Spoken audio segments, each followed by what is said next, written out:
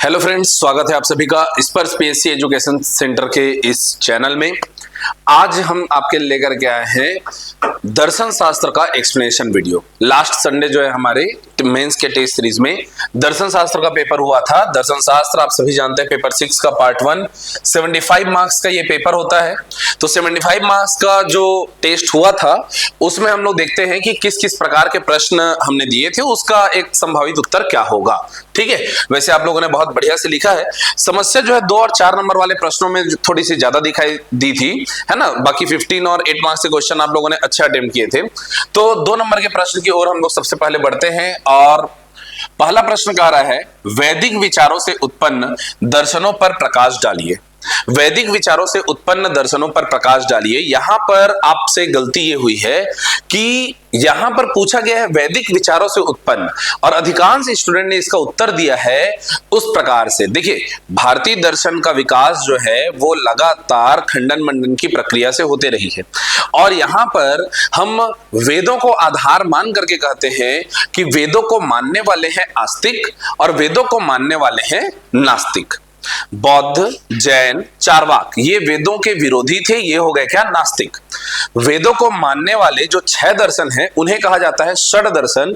उनमें जो है हमारे पास आते हैं सांख्य, योग, न्याय, वैशेषिक, पूर्व मीमांसा और उत्तर मीमांसा। यहीं पर इस बात को आपको समझना होगा। मैं आपको यहां पर बता दूं कि वेदों को आधार मान करके ये जो हम लोग क्लासिफिकेशन करते हैं उसी को आधार मान करके, वेदों को आधार मान करके जो हम लोग कहते हैं क्या, हमारे पास में कुछ है आस्तिक और कुछ है हमारे पास में क्या, नास्तिक। नास्तिक किनको कहा गया भाई, जो वेदों के विरोधी, वेद के विरोधी क्या कहला गए भाई, हमारे नास्तिक। और वेदों को मानने वाले क्या कहला गए, हमारे आस्तिक।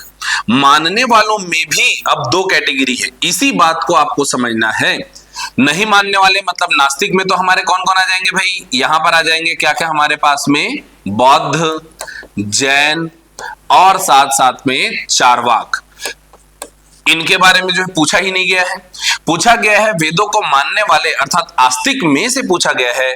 आस्तिक में से कुछ हैं जो वैदिक विचार से उत्पन्न हुए हैं, वैदिक विचार से, और कुछ है हमारे पास में जो लौकिक विचार से उत्पन्न हुए हैं।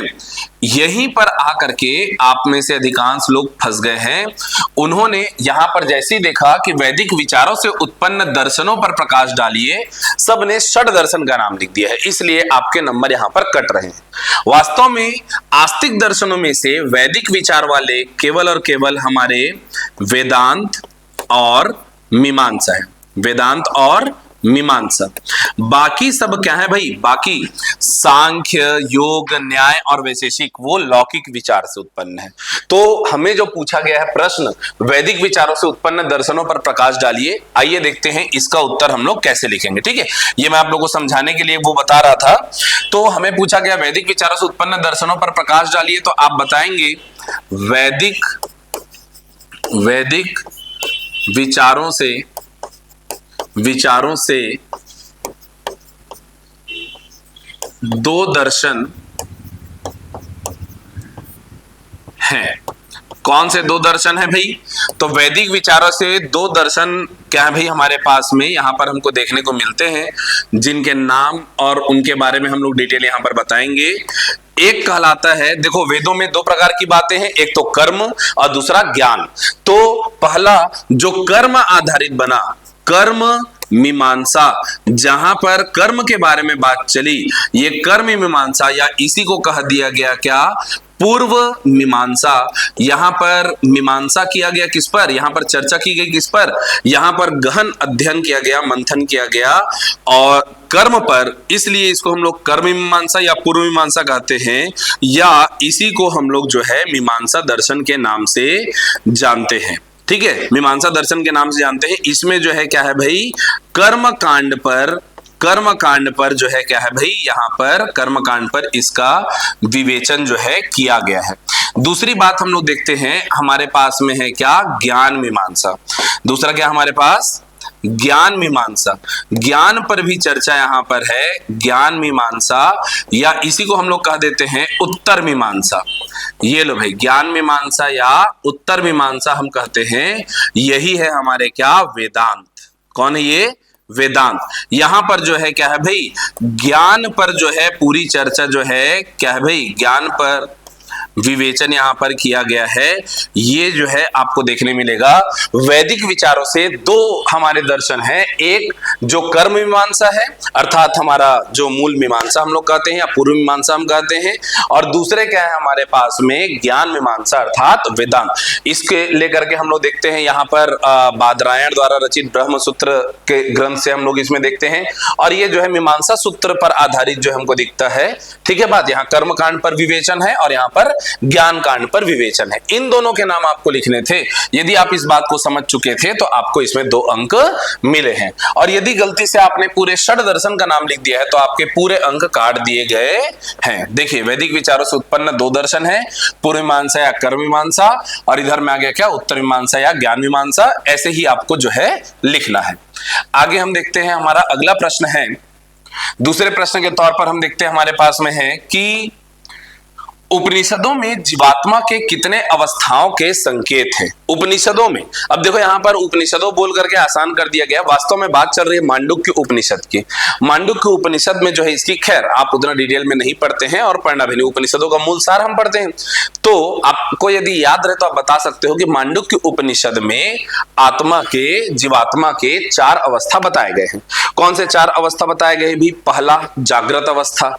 जागृत अवस्था जिसमें जो है क्या रहता है भाई, जिसमें जो है मनुष्य वैश्वानर रहता है, अर्थात हम ये जो देखना, बोलना, सुनना, खाना, पीना, उठना, बैठना, वो अवस्था जिसमें हमारी आत्मा हमारी शरीर से जुड़ी है और साथ में हम जो क्रियाएं कर रहे हैं, इसे हम कहते हैं क्या, जागृत अवस्था। हम जागृत अवस्था में हैं, इसलिए सभी भौतिक क्रियाकलापों में लिप्त हैं। ये आत्मा की पहली अवस्था है, जागृत अवस्था। ठीक है बात। इसमें वैश्वानर कहा गया है, वैश्वानर अर्थात जो सामूहिक जीवन हम लोग जी रहे हैं। ये समझिए कि ये जो आत्मा है, ये जो जीवात्मा है, वो शरीर को ही अपना साथी समझा हुआ है। ठीक है बात, जिसमें हम लोग जितनी भी सामाजिक और शारीरिक क्रियाएं हम करते हैं वो शामिल हैं। ठीक है, पहला हो गया क्या हमारा, जागृत अवस्था। दूसरी अवस्था आती है हमारी स्वप्न अवस्था। स्वप्न अवस्था में ये देखो, जीवात्मा जब हमारी जीवात्मा स्वप्न देखती है तो क्या होता है, तो दूसरी स्वप्न अवस्था में हमारे मन, बुद्धि, चित्त और जो है अहंकार, ये जागृत रहता है। देखो, स्वप्न अवस्था में जो हम सपने देखते हैं वहां पर हमारा शरीर काम नहीं कर रहा होता है, हमारे मन के माध्यम से, मन, बुद्धि, चित्त और अहंकार के माध्यम से हम जो भी कार्य कर रहे होते हैं वहां पर अपना एक आंतरिक प्रकाश भी विद्यमान होता है। आंतरिक प्रकाश के कारण ही हम देखते हैं।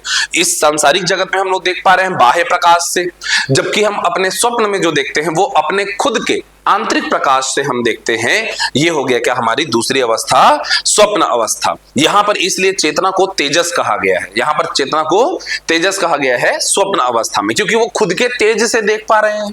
ठीक है, समझ पा रहे हैं आप लोग, स्वप्न की अवस्था में हम खुद के तेज से देख पाते हैं।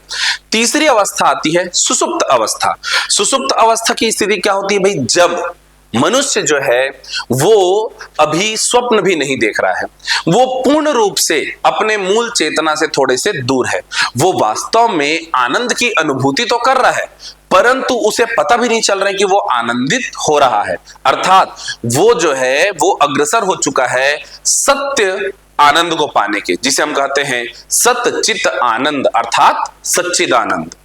तो पहला लक्षण, पहला हमने अवस्था क्या देखा था, ये सांसारिक जीवन में रहने वाला, हाथ पैर आंख मुंह कान से क्रियाएं करने वाला जागृत अवस्था। दूसरा हमने देखा क्या, सुषुप्त, जिसमें दूसरा हमने देखा स्वप्न, जिसमें हम अपने स्वप्न में जीते हैं, वहां पर जो है क्या है भाई, एक तेज होता है, उसके प्रकाश से हम देखते हैं। तीसरी बात हमने कही क्या, सुषुप्त अवस्था। सुषुप्त अवस्था में वास्तव में हम सच्चिदानंद की अनुभूति में रहते हैं, सुषुप्त में सच्चिदानंद की अनुभूति में रहते हैं। और चौथी अवस्था आती है तुरीय अवस्था। तुरीय अवस्था अर्थात चौथी अवस्था, तुरी का अर्थात तात्पर्य ही यहां पर है जो जागृत, स्वप्न और सुषुप्त से परे हो, अर्थात अब हमारी आत्मा जो है वो सच्चिदानंद की स्थिति से भी परे है, न केवल शरीर से मन बुद्धि अहंकार से बल्कि सच्चिदानंद से भी परे हो चुकी है। अर्थात ये वही समय है जब जीवात्मा उस ब्रह्म में लीन हो रही है। इस प्रकार मांडुक्य उपनिषद में जीवात्मा के 4 अवस्थाओं के बारे में बताया गया है। कितने अवस्था यहां पर प्रश्न पूछा गया तो आप बताओगे 4 अवस्था। और उस 4 अवस्था के बारे में जो मैंने बताया वैसा हम लोग एक बार लिख करके देखते हैं। चलिए यहां से ही मैं एक बार रीड कर देता हूं आपके लिए। बोला गया उपनिषदों में जीवात्मा की कितने अवस्थाओं के संकेत हैं? आप बताओगे 4 अवस्था। कितने अवस्थाओं के संकेत है भाई? यहां पर हम देखेंगे इसके 4 अवस्थाओं के संकेत हैं। पहला आता है हमारा जागृत अवस्था, जिसमें बाह्य संसार का ज्ञान है। चेतना जो है वैश्वनार है, ठीक है, सामूहिक जीवन। दूसरा स्वप्न अवस्था, आंतरिक विषय का ज्ञान है। बाह्य संसार का ज्ञान मतलब वही जो मैं आपको समझाया, खाना पीना उठना बैठना सोना इत्यादि सारी क्रियाएं जहां पर हो रही हैं। आंतरिक विषय मतलब जो हम लोग स्वप्न देख रहे हैं, अपनी ऊर्जा से, अपने मन बुद्धि अहंकार से जो हम देख रहे हैं। यहां पर चेतना क्या है भाई? तेजस है। फिर उसके बाद में हम लोग बोलते हैं क्या? सुषुप्ति की अवस्था, जहां केवल आनंद का उपभोग होता है। यहां चेतना प्रज्ञा की स्थिति में है, प्रज्ञा के माध्यम से सच्चिदानंद को प्राप्त करने का प्रयास है। अंततः आता है तुरीय अवस्था, जहां शुद्ध चैतन्य है, जीवात्मा ही ब्रह्म बन जाती है। क्या बोला हमने भाई? जीवात्मा ही ब्रह्म है। ये सारे बातें बताई गई है मांडुक्य उपनिषद में। इनके बारे में जो है आपको लिखना था, तब 2 नंबर यहां पर मिलते। ठीक है बात। अगला प्रश्न हमारा आता है, पूछा गया है कि भाई जड़वाद का अर्थ बताइए। अब ये प्रश्न वास्तव में आसान था, परंतु बहुत से लोग रिलेट नहीं कर पाए कि भारतीय दर्शन में जड़वाद का सीधे सीधे तात्पर्य हम लोग लेते हैं किसके साथ भाई? हम इसका तात्पर्य लेते हैं चार्वाक से। किससे लेते हैं हम लोग? चार्वाक से। जड़वाद इस शब्द को अगर आप ध्यान से समझते, जड़वाद के अनुसार इस संसार के प्रत्येक चीजों की जड़ें, वास्तव में इस संसार के प्रत्येक चीज की जड़ जो है वो ये जो भौतिक पदार्थ दिखाई दे रहे हैं, जो स्थूल चीजें दिखाई दे रही हैं, इसी में समाहित है।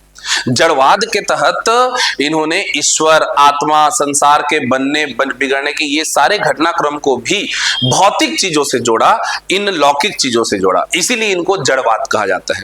वैसे तो भारतीय दर्शन में जड़वाद का कोई विशेष उल्लेख नहीं है। जैसे बौद्ध के, जैन के, सांख्य के, योग के अलग अलग हमें क्या मिले हैं भाई? साक्ष्य मिले हैं, कुछ ग्रंथ मिले हैं। वास्तव में जड़वाद का कोई ग्रंथ मिला नहीं है।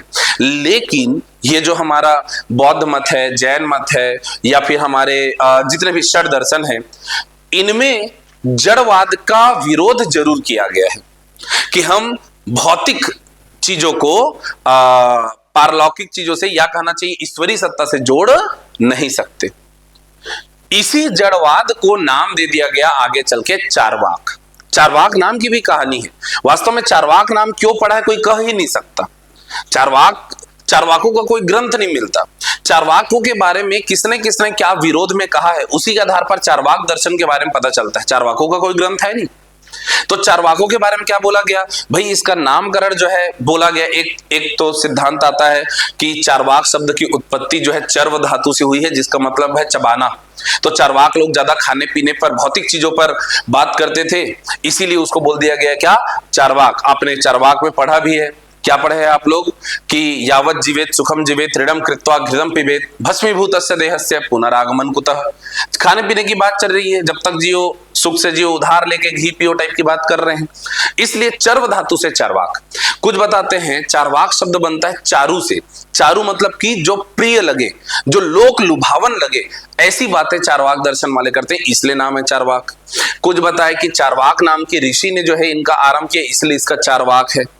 और कुछ का मानना है कि चार्वाक दर्शन के जो प्रणेता हैं वो है ऋषि बृहस्पति। बृहस्पति जो है वास्तव में देवताओं के ऋषि हैं, और उन्होंने चार्वाक दर्शन का प्रतिपादन किया राक्षसों के लिए कि राक्षसों को बस सिखा दो कि जब तक जियो सुख से जियो। वो बढ़िया जो है जितने भी सुखवाद का कॉन्सेप्ट है, वो सुखवाद का पूरा कॉन्सेप्ट जो है सिखा दिया राक्षसों को, ताकि वो लोग सांसारिक भोग विलास में जो है लिप्त रहें और कभी देवताओं की ओर पलट करके मत देखें। इसलिए बृहस्पति जी ने जो है इसका प्रतिपादन किया था, ऐसा बताया जाता है।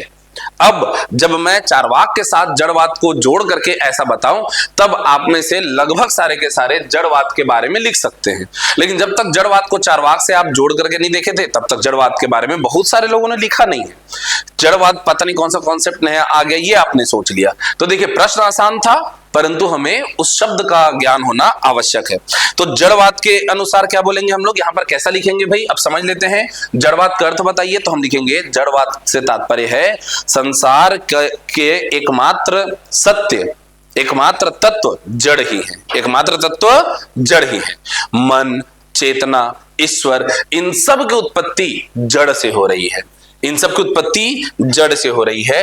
ये बात जो है यहां पर हम बताएंगे। अंततः हम ये भी बता देंगे कि भारतीय दर्शन में जड़वाद का कॉन्सेप्ट जो है वो लेकर के आते हैं कौन, चार्वाक। तो बिल्कुल लिखेंगे जड़वाद के अनुसार जड़ें ही एकमात्र तत्व हैं तथा मन व चैतन्य की उत्पत्ति जड़ से होती है।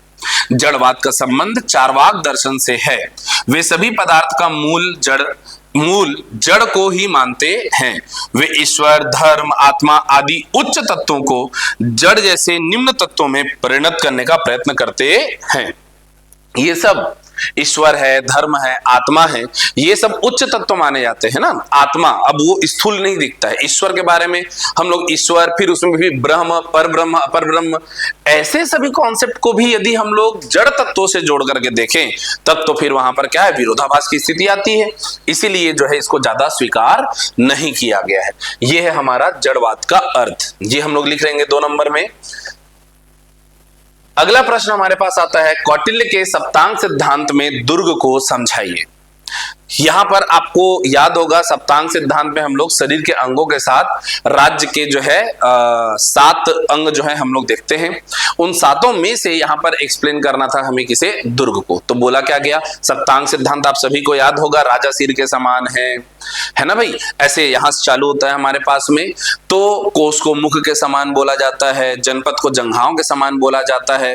वैसे ही हम बोलेंगे दुर्ग को भुजाओं के समान बताया गया है। तो यहां पर हम बताएंगे जिस प्रकार से हमारे शरीर की रक्षा हमारी भुजाएं करती हैं, वैसे ही राजा को चाहिए कि राज्य की सुरक्षा के लिए वो भुजा रूपी दुर्ग बनाए। क्या बना देंगे भाई, भुजा रूपी दुर्ग बनाए। तो बिल्कुल यहां पर सप्तांग सिद्धांत के अंतर्गत हम समझाएंगे क्या, दुर्ग की तुलना किससे की गई है भाई, भुजाओं से। किससे की गई है, भुजाओं से की गई है। अब बोला गया है कि ये जो दुर्ग हैं, ये दुर्ग 4 प्रकार के होते हैं। इसके बारे में भी आपको बताना होगा। दुर्ग 4 प्रकार के होते हैं। पहला आप बताएंगे औदिक दुर्ग। औदिक दुर्ग अर्थात जो जल से घिरा हुआ दुर्ग है। जैसे देखिए हमारा भारत देश 3 तरफ से जल से घिरा हुआ है, हम वास्तव में औदिक दुर्ग में है। दूसरी बात आप देखिए, यहां पर हम देखते हैं पार्वत दुर्ग। पार्वत दुर्ग भी, ये भी हमारे भारत के पास है। वर्तमान भारत में अगर हम लोग देखें, हिमालय हमारा पार्वत दुर्ग हो गया, पर्वतों से घिरा हुआ। तीसरा है हमारे पास धानवन दुर्ग, अर्थात रेत के क्या भाई, टीले। और अंत में आता है हमारा वन दुर्ग। तो कौटिल्य ने अपने सप्तांग सिद्धांत में दुर्ग को भुजाओं से कंपेयर किया है। साथ ही साथ दुर्ग के 4 प्रकार बताए हैं। एक पानी से घिरा हुआ क्षेत्र, दूसरा पर्वत से घिरा हुआ क्षेत्र, पार्वत दुर्ग। तीसरा यहां पर हमको देखने को मिलता है क्या हमारे पास, ये धानवन अर्थात रेगिस्तान, पूरा रेतीला क्षेत्र हो। तीसरा है वन अर्थात कटीली झाड़ियां या घने जंगल लगा दिया जाए जिससे जो है शत्रु आक्रमण ना कर सके। ठीक है बात। अभी वर्तमान में भी हम लोग देखते हैं कि हमारे पास में क्या है भाई, औदिक 3 तरफ से समुद्र से घिरे हम, पार्वत दुर्ग ऊपर हिमालय से घिरे हैं हम। ठीक है, धानवन इधर थार मरुस्थल वाला क्षेत्र भी हमारे पास है, और फिर वन दुर्ग। ठीक है बात। ये पढ़ते हुए आप इसको इमेजिन कर लो, कहना चाहिए मगध साम्राज्य चले जाइए, वहां आप इमेजिन कीजिए किसको, बिंबिसार के काल को। वहां पर पहाड़ी से घिरा हुआ, उसकी राजधानी गिरिव्रज बोला गया, राजगृह को। राजगृह चारों तरफ पहाड़ से घिरा था, इसलिए तो गिरिव्रज बोले। गंगा यमुना दोआब में स्थित था, औदिक दुर्ग हो गया था। ठीक है, जंगल से भी घिरा हुआ था, उसी जंगल से उसको जो है हाथी भी प्राप्त हुए पूरा। ठीक है, धानवन नहीं था उसके पास। तो 3 प्रकार के दुर्ग थे मगध में, तभी तो मगध का उत्कर्ष हो पाया था। ये बात भी हम लोग को समझना होगा। ठीक है, तो कौटिल्य के सप्तांग सिद्धांत में दुर्ग को इस तरीके से बताया गया है। आइए एक बार जो है इसको देख लेते हैं। 2 नंबर में आपके लिखने लायक का यहां पर था, कौटिल्य के सप्तांग सिद्धांत में दुर्ग को भुजाओं के समान माना गया है, जिसमें बोला गया जिस प्रकार हमारे भुजाएं शरीर की रक्षा करते हैं, इसी प्रकार राजा को अपने जनपद की सुरक्षा के लिए ऐसे दुर्ग या किले बनाने चाहिए जो चारों दिशाओं से रक्षा कर सके। दुर्ग 4 प्रकार के हैं, जो है औदिक दुर्ग, पार्वत दुर्ग, धानवन दुर्ग और वन दुर्ग। ठीक है, ऐसा जो है बता दिया गया। आइए देखते हैं हमारा लाइब्निज के मोनाडवाद का अर्थ बताइए। मोनाड, चिदणुवाद, मोनाड। तो मोनाड को जो है एक स्वतंत्र सत्ता माना गया, मतलब मोनाड को आप समझ सकते हो, यहां पर लाइब्निज ने मोनाड को जो है एक स्वतंत्र और सबसे बेसिक कण के रूप में जो है उसे बताया गया है। चिदणु या मोनाड के रूप में हम इसको कहते हैं। इन्होंने बताया कि मोनाड ही सबसे सूक्ष्म और अविभाज्य, सबसे सूक्ष्म अविभाज्य कण है, उसमें उसकी खुद की चेतना भी है, वो स्वतंत्र है, वो एक दूसरे से परस्पर जुड़े हुए नहीं है, स्वतंत्र है, लेकिन फिर भी उनमें सामंजस्य स्थापित है, क्योंकि ईश्वर ने सामंजस्य दिया है। ईश्वर द्वारा स्थापित पूर्व सामंजस्य का सिद्धांत इससे निकल के आता है। आपको मोनाडवाद में इन बातों को बताना था। क्या बताना था भाई? उन्होंने, लाइब्निज ने बताया कि मोनाडवाद, मोनाड ही क्या है भाई? आप बताओगे मोनाड ही वास्तविक और अंतिम सत्य है। ये सूक्ष्म अति सूक्ष्म कण होते हैं, ये और ज्यादा विभाजित नहीं हो सकते, अविभाज्य हैं। यही है जो स्वतंत्र सत्ता रखते हैं और ये ब्रह्मांड की नींव है। ये एक दूसरे से परस्पर जुड़े हुए नहीं है, स्वतंत्र हैं, फिर भी पूर्व स्थापित सामंजस्य से ये जो के सिद्धांत से ये एक दूसरे से जुड़े हैं। तुलना की जाती है, जैसे घड़ी साज जो है घड़ी बनाता है, हर घड़ी अलग अलग है परंतु सब में एक ही समय दिखाया जा रहा है। जिस प्रकार से तुलना की जाती है इसमें, जिस प्रकार से ऑर्केस्ट्रा में सबके अपने अपने काम है ना, हारमोनियम का अलग काम है, इधर बैंड वाले अलग काम, वायलिन का अलग काम है, गिटार का अलग काम, सब, लेकिन फिर भी सब मिल करके एक लय में बंध जाते हैं। ठीक वैसे ही सारे मोनाड ईश्वर के द्वारा जो है क्या है भाई, पूर्व से ही उसमें सामंजस्य स्थापित है और इसलिए सब एक साथ काम कर पाते हैं। इन बातों को आपको बताना है, तो इस बात को हम लोग कैसे लिखेंगे, आइए देखते हैं। लाइब्निज के मोनाडवाद, लाइब्निज के अनुसार वास्तविकता का अंतिम तत्व मोनाड है। मोनाड सूक्ष्म अविभाज्य चेतनात्मक तत्व ब्रह्मांड की नींव है। प्रत्येक मोनाड अलग है और स्वयं में पूर्ण है। मोनाड एक दूसरे से प्रत्यक्ष संपर्क नहीं करते, परंतु ईश्वर ने उन्हें पूर्व से ही समन्वित कर दिया है, पूर्व से ही समन्वित कर दिया है। ये है मोनाडवाद। ठीक है बात, ये जो है हम लोग को मोनाडवाद के अर्थ में ये चीज बताना था। चलिए, बौद्ध मत के अष्टांग मार्ग, ये आप सभी को याद रहता ही है, ये तो सबने लिखा है, लगभग सबने लिखा है ना, सबने लिखा है, इनफैक्ट सही लिखा है। तो सबने लिखा है और सही लिखा है, तो इसमें बहुत ज्यादा समझाने की बात नहीं है, ये एक बार हम लोग साथ में पढ़ लेते हैं। निर्वाण या मोक्ष प्राप्ति के लिए जो है अष्टांग मार्ग बताया गया है। ठीक है बात, जो बताया गया ना 4 आर्य सत्य, ठीक है, सब्बम दुखम है ना, दुख है, दुख का कारण है, दुख निवारण के मार्ग हैं। ठीक है, तो यहां पर हम लोग देखते हैं दुख निर्वाण के क्या क्या मार्ग बताए गए भाई। पहला है सम्यक दृष्टि, सम्यक वाक, सम्यक आजीव, सम्यक स्मृति, सम्यक संकल्प, सम्यक कर्मांत, सम्यक व्यायाम, अंततः सम्यक समाधि। ये है क्या, बौद्ध मत के अष्टांग मार्ग। ये 8 2 नंबर में पूछा है तो 8 के नाम बस लिख रहे थे, हमें इसको एक्सप्लेन तो करना नहीं है। यही अगर 4 नंबर में आता तो एक एक लाइन हमें इनके बारे में लिखना होता, 8 नंबर में आता थोड़ा और डिफाइन करना होता। ठीक है, लेकिन अब 2 नंबर में था तो हम ऐसे ही लिखेंगे। और ये आप लोग डायरेक्ट क्वेश्चन है, आप लोग को पता भी रहता है, तो मैं बहुत ज्यादा एक्सप्लेन नहीं कर रहा हूं। ठीक है, बोला गया योग दर्शन में क्लेश क्या है। योग दर्शन में क्लेश बोलेंगे तो देखिए, जब जीव बंधन की अवस्था में होता है, जीव बंधन की अवस्था में जब है, जीवन मरण के चक्र में जब बंधा हुआ है, इस समय जो उसको अनुभूति हो रही होती है वही क्लेश है। चूंकि वो बंधन में है, चूंकि वह जीवन मरण के चक्र में लिप्त है, इसीलिए उसे जिन दुखों की अनुभूति हो रही है वही क्या है भाई, क्लेश है। बताया गया है यहां पर क्लेश क्या है पूछा है, तो क्लेश के बारे में 2 लाइन 3 लाइन आप ये लिखेंगे, फिर आप बताएंगे कि क्लेश के 5 प्रकार बताए गए हैं। क्लेश के 5 प्रकार क्या क्या बताए गए हैं भाई। पहला बताया गया अविद्या, वास्तव में अविद्या ही सभी दुखों का अर्थात क्लेश का मूल है, जड़ है। क्या बोला गया भाई क्लेश के बारे में यहां पर? चलिए देखेंगे हम लोग क्लेश क्या है। तो क्लेश जो है ये इस संसार चक्र में, जीवन मरण चक्र में बंद करके जिस दुख की अनुभूति हो रही है, इसे ही बोला गया है क्लेश। अब बोला गया है इसके जो है 5 प्रकार हैं। पहला मैंने क्या बोला भाई? अविद्या। वास्तव में अविद्या ही सभी क्लेश का क्या है भाई? अविद्या खुद एक क्लेश है और अविद्या ही अन्य क्लेशों का क्या है भाई? जड़ है। अविद्या के कारण ही दुख की अनुभूति होती है, अविद्या के कारण ही हम जीवन मरण के चक्र में लिप्त रहते हैं। दूसरा आता है भाई अस्मिता। अविद्या के बाद दूसरा क्या है भाई हमारे पास? अस्मिता। अस्मिता का तात्पर्य होता है कि हमारा जो जीव है ना, हमारी जो जीव, इसमें जो बोला जा रहा है वो आत्मा, वो वास्तव में इस शरीर, स्थूल शरीर से, इस संसार से खुद को एक लगाव महसूस करने लगती है। और जब जो परम सत्य जीव है वो इस संसार से, इस स्थूल शरीर से अगर लगाव महसूस करे, तब फिर वहीं से जो है दुख का निर्माण होना आरंभ होता है। वही कंडीशन क्या है हमारी? अस्मिता। तीसरा कंडीशन हमारे पास में है राग। अब देखो, अविद्या के कारण हमने संसार से खुद को जोड़ लिया, और जब हम संसार से खुद को जोड़ लेते हैं तो सांसारिक सुखों की प्राप्ति के लिए हम लोग प्रयास करते हैं। वही क्या है? राग। क्या बोलते हैं? राग मतलब कि क्या, हम संसार के जो वास्तविक सुख नहीं है उनको, वास्तव में जो दुख है उनको हम सुख समझने लगते हैं।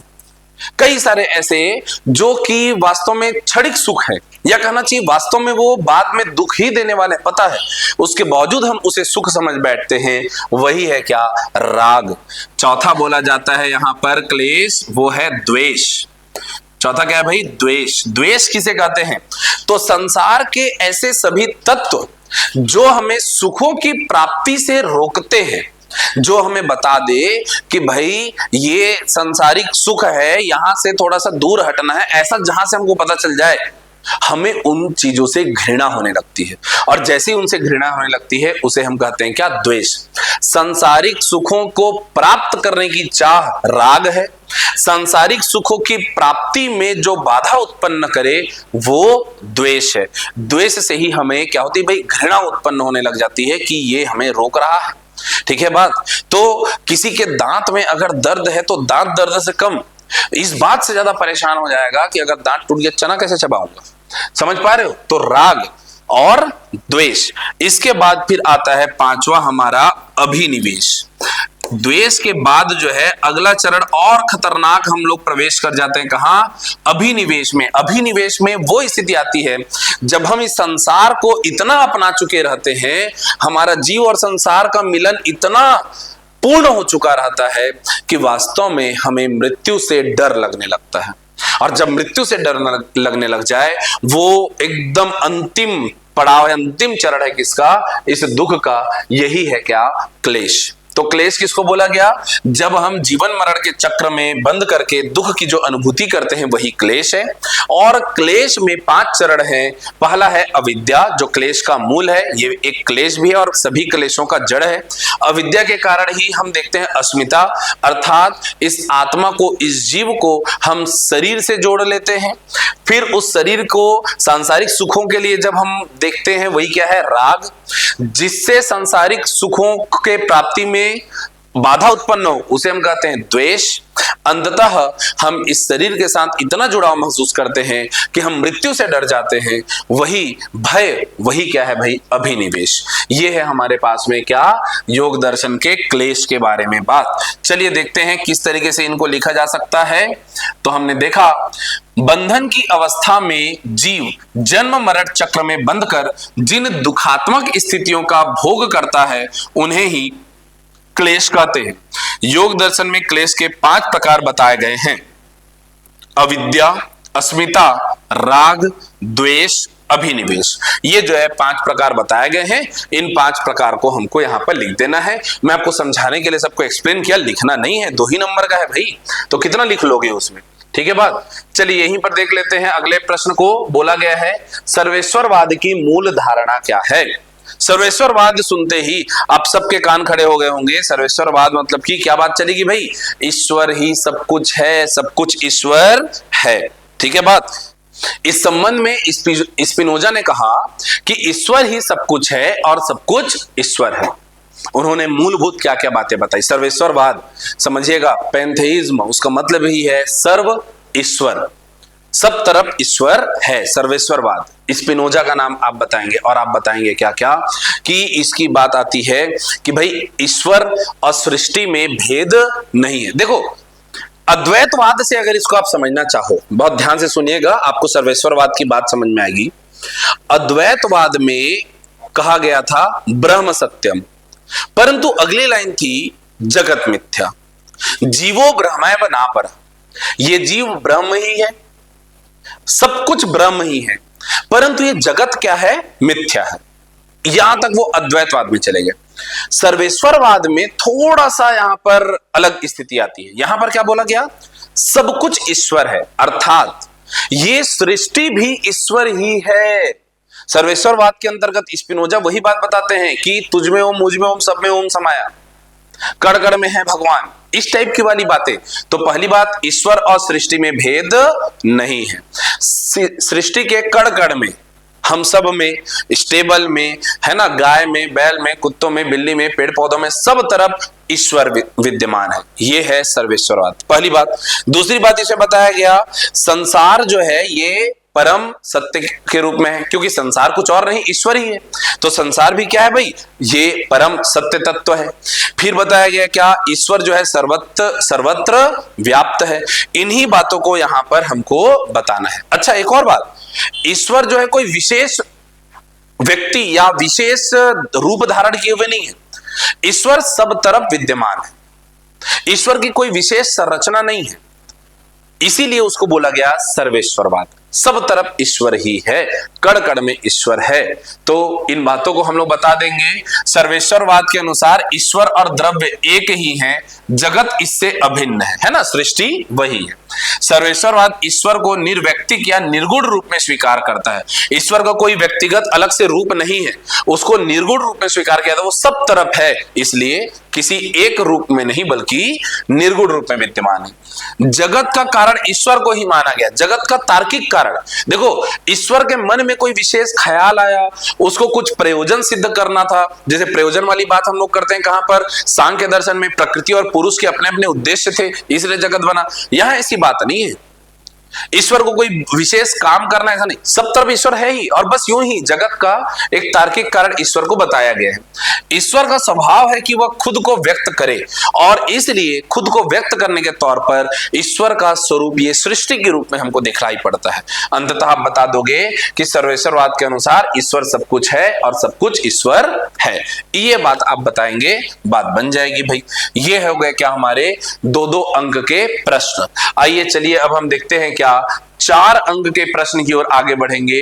4 अंक का हमारा पहला प्रश्न है, क्या भारतीय दर्शन नैराश्यवादी है? प्रश्न बोला गया, क्या भारतीय दर्शन नैराश्यवादी है? देखिए, नैराश्यवाद क्या है? नैराश्यवाद का मतलब होता है वह विचार जो इस जीवन को विषाद युक्त, निराशा युक्त समझती है। तो क्या भारतीय दर्शन निराशावादी है? प्रश्न ये पूछा जा रहा है।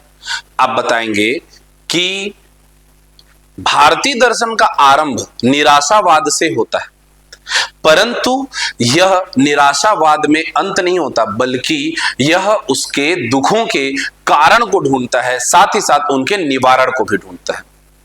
प्रोफेसर मैक्स मुलर ने इस बारे में कहा है कि भारतीय दर्शनों पर अगर हम चर्चा करें तो प्रत्येक भारतीय दर्शन ने दुखों को ढूंढा है और दुखों के कारणों को ढूंढा है, फिर उन कारणों के निवारण को भी ढूंढा है।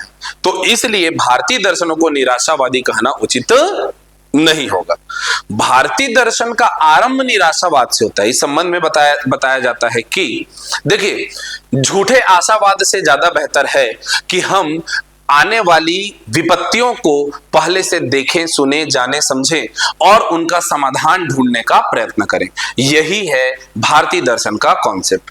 भारतीय दर्शन में आरंभ हम निराशावाद से करते हैं कि यह संसार दुखमय है। आरंभ हम यहां से करेंगे कि यह संसार दुखमय है। सभी में, सांख्य योग है ना, हमारे बौद्ध मत में, जैन मत में, सब में जो है बताया गया कि ये संसार जो है वास्तविक सुख ये नहीं है, संसार दुखमय है, ये संसार वास्तविक नहीं है, मिथ्या है भी बताया गया। लेकिन अंत में क्या किया गया, अगर गौतम बुद्ध जो है 4 आर्य सत्य कहते हैं, सब्बम दुखम कहते हैं, तो बाद में अष्टांगिक मार्ग के माध्यम से निवारण भी बताते हैं। जैन मत में जब बताया गया तो त्रिरत्न और फिर पंच महाव्रत का सिद्धांत का पालन करने के लिए बताया गया। वैसे ही सांख्य योग में भी जो है किस प्रकार से इस संसार से मुक्ति पाई जा सकती है, कैसे हम इस सांसारिक सुख को छोड़ करके परम सत्य और परम सुख की ओर जा सकते हैं, परम आनंद को प्राप्त कर सकते हैं, उसकी बात बताई गई है। भारतीय दर्शन में सच्चिदानंद के बारे में बताया गया है। इसलिए हम कहेंगे कि भारतीय दर्शन का आरंभ भले ही नैराश्यवादी की तरह हो, निराशावाद से हो, दुख से हो, परंतु भारतीय दर्शन में उन दुखों का कारण और बाद में उनका निवारण भी ढूंढा गया है। इसलिए भारतीय दर्शन निराशावादी नहीं है, नाराश्यवाद नहीं है। इस संबंध में हम जो है डॉक्टर राधाकृष्णन जी का कोटेशन भी बताएंगे कि भाई यहां पर राधाकृष्णन जी ने कहा है कि भारतीय दार्शनिक वहां तक निराशावादी हैं जहां तक वे विश्व व्यवस्था को अशुभ और मिथ्या मानते हैं, परंतु जहां इन विषयों से छुटकारा पाने का संबंध है वे आशावादी हैं। तो बिना मतलब के आशावाद नहीं है हमारे भारतीय दर्शन में, बल्कि हम विपत्तियों को ढूंढते हैं। हम जानते हैं कि ये संसार जो है अशुभ है, मिथ्या है, उसके बाद उस अशुभ का हम क्या है भाई, हम उपचार ढूंढते हैं, इस मिथ्या तत्व का उपचार ढूंढते हैं और वहीं से हमारे आशावाद का जन्म होता है। तो आप डॉक्टर राधाकृष्णन जी के या प्रोफेसर मैक्स मूलर के, इन दोनों, या जेम्स साहब के, इन तीनों में से किसी के भी क्या है कोटेशन को लिख करके आप ऐसा बता सकते हो कि नैराश्य मन की प्रवृत्ति है जो जीवन को विषादमय समझती है।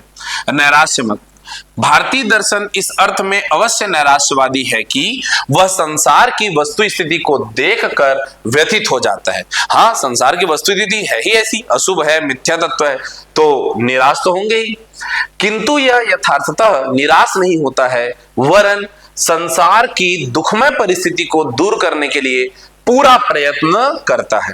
भारतीय दर्शन की उत्पत्ति नैराश्य से है, किंतु अंत में वह आशा का ही मार्ग दिखलाता है। अतः हम भारतीय दर्शन को नैराश्यवादी नहीं कहेंगे, हम इसको नैराश्यवादी नहीं कहेंगे। ठीक है बात, चलिए भाई, तो इस तरीके से थोड़ी देखो नैराश्यवादी है कि नहीं, ये आंसर 2 नंबर में भी जब ये प्रश्न आएगा तो आप आराम से बता सकते हो, लेकिन 4 नंबर में पूछा है तो हम जरूर किसी एक विद्वान का कोटेशन यहां पर लगा देंगे, 4 मार्क्स आपको मिल जाएंगे। ठीक है, इसके बाद हम देखते हैं अगला प्रश्न है हमारे पास। तो शंकर का अद्वैतवाद, शून्यवाद या विज्ञानवाद नहीं है। पहले इसके लिए हमें अद्वैतवाद को, शून्यवाद को और विज्ञानवाद को समझना होगा। अब जो है ऐसे मिश्रण वाले प्रश्न आते हैं, बिल्कुल ध्यान रखिएगा, केवल और केवल शंकराचार्य जी के अद्वैतवाद को बताइए, इस प्रकार के प्रश्न नहीं। अद्वैतवाद का आधार क्या है, पहले तो इनके आधार पर ही हम लोग चर्चा कर ली। इनका आधार क्या है, ये आते हैं वेदांत से। कहां से भाई, वेदांत से। और ये शून्यवाद या विज्ञानवाद की जो बात चल रही है, इनका आधार है क्या, हमारा बौद्ध मत। ठीक है, क्या है भाई, बौद्ध मत। तो शंकराचार्य जी का अद्वैतवाद बौद्ध मत के शून्यवाद या विज्ञानवाद से अलग है, यह हमको सिद्ध करना है।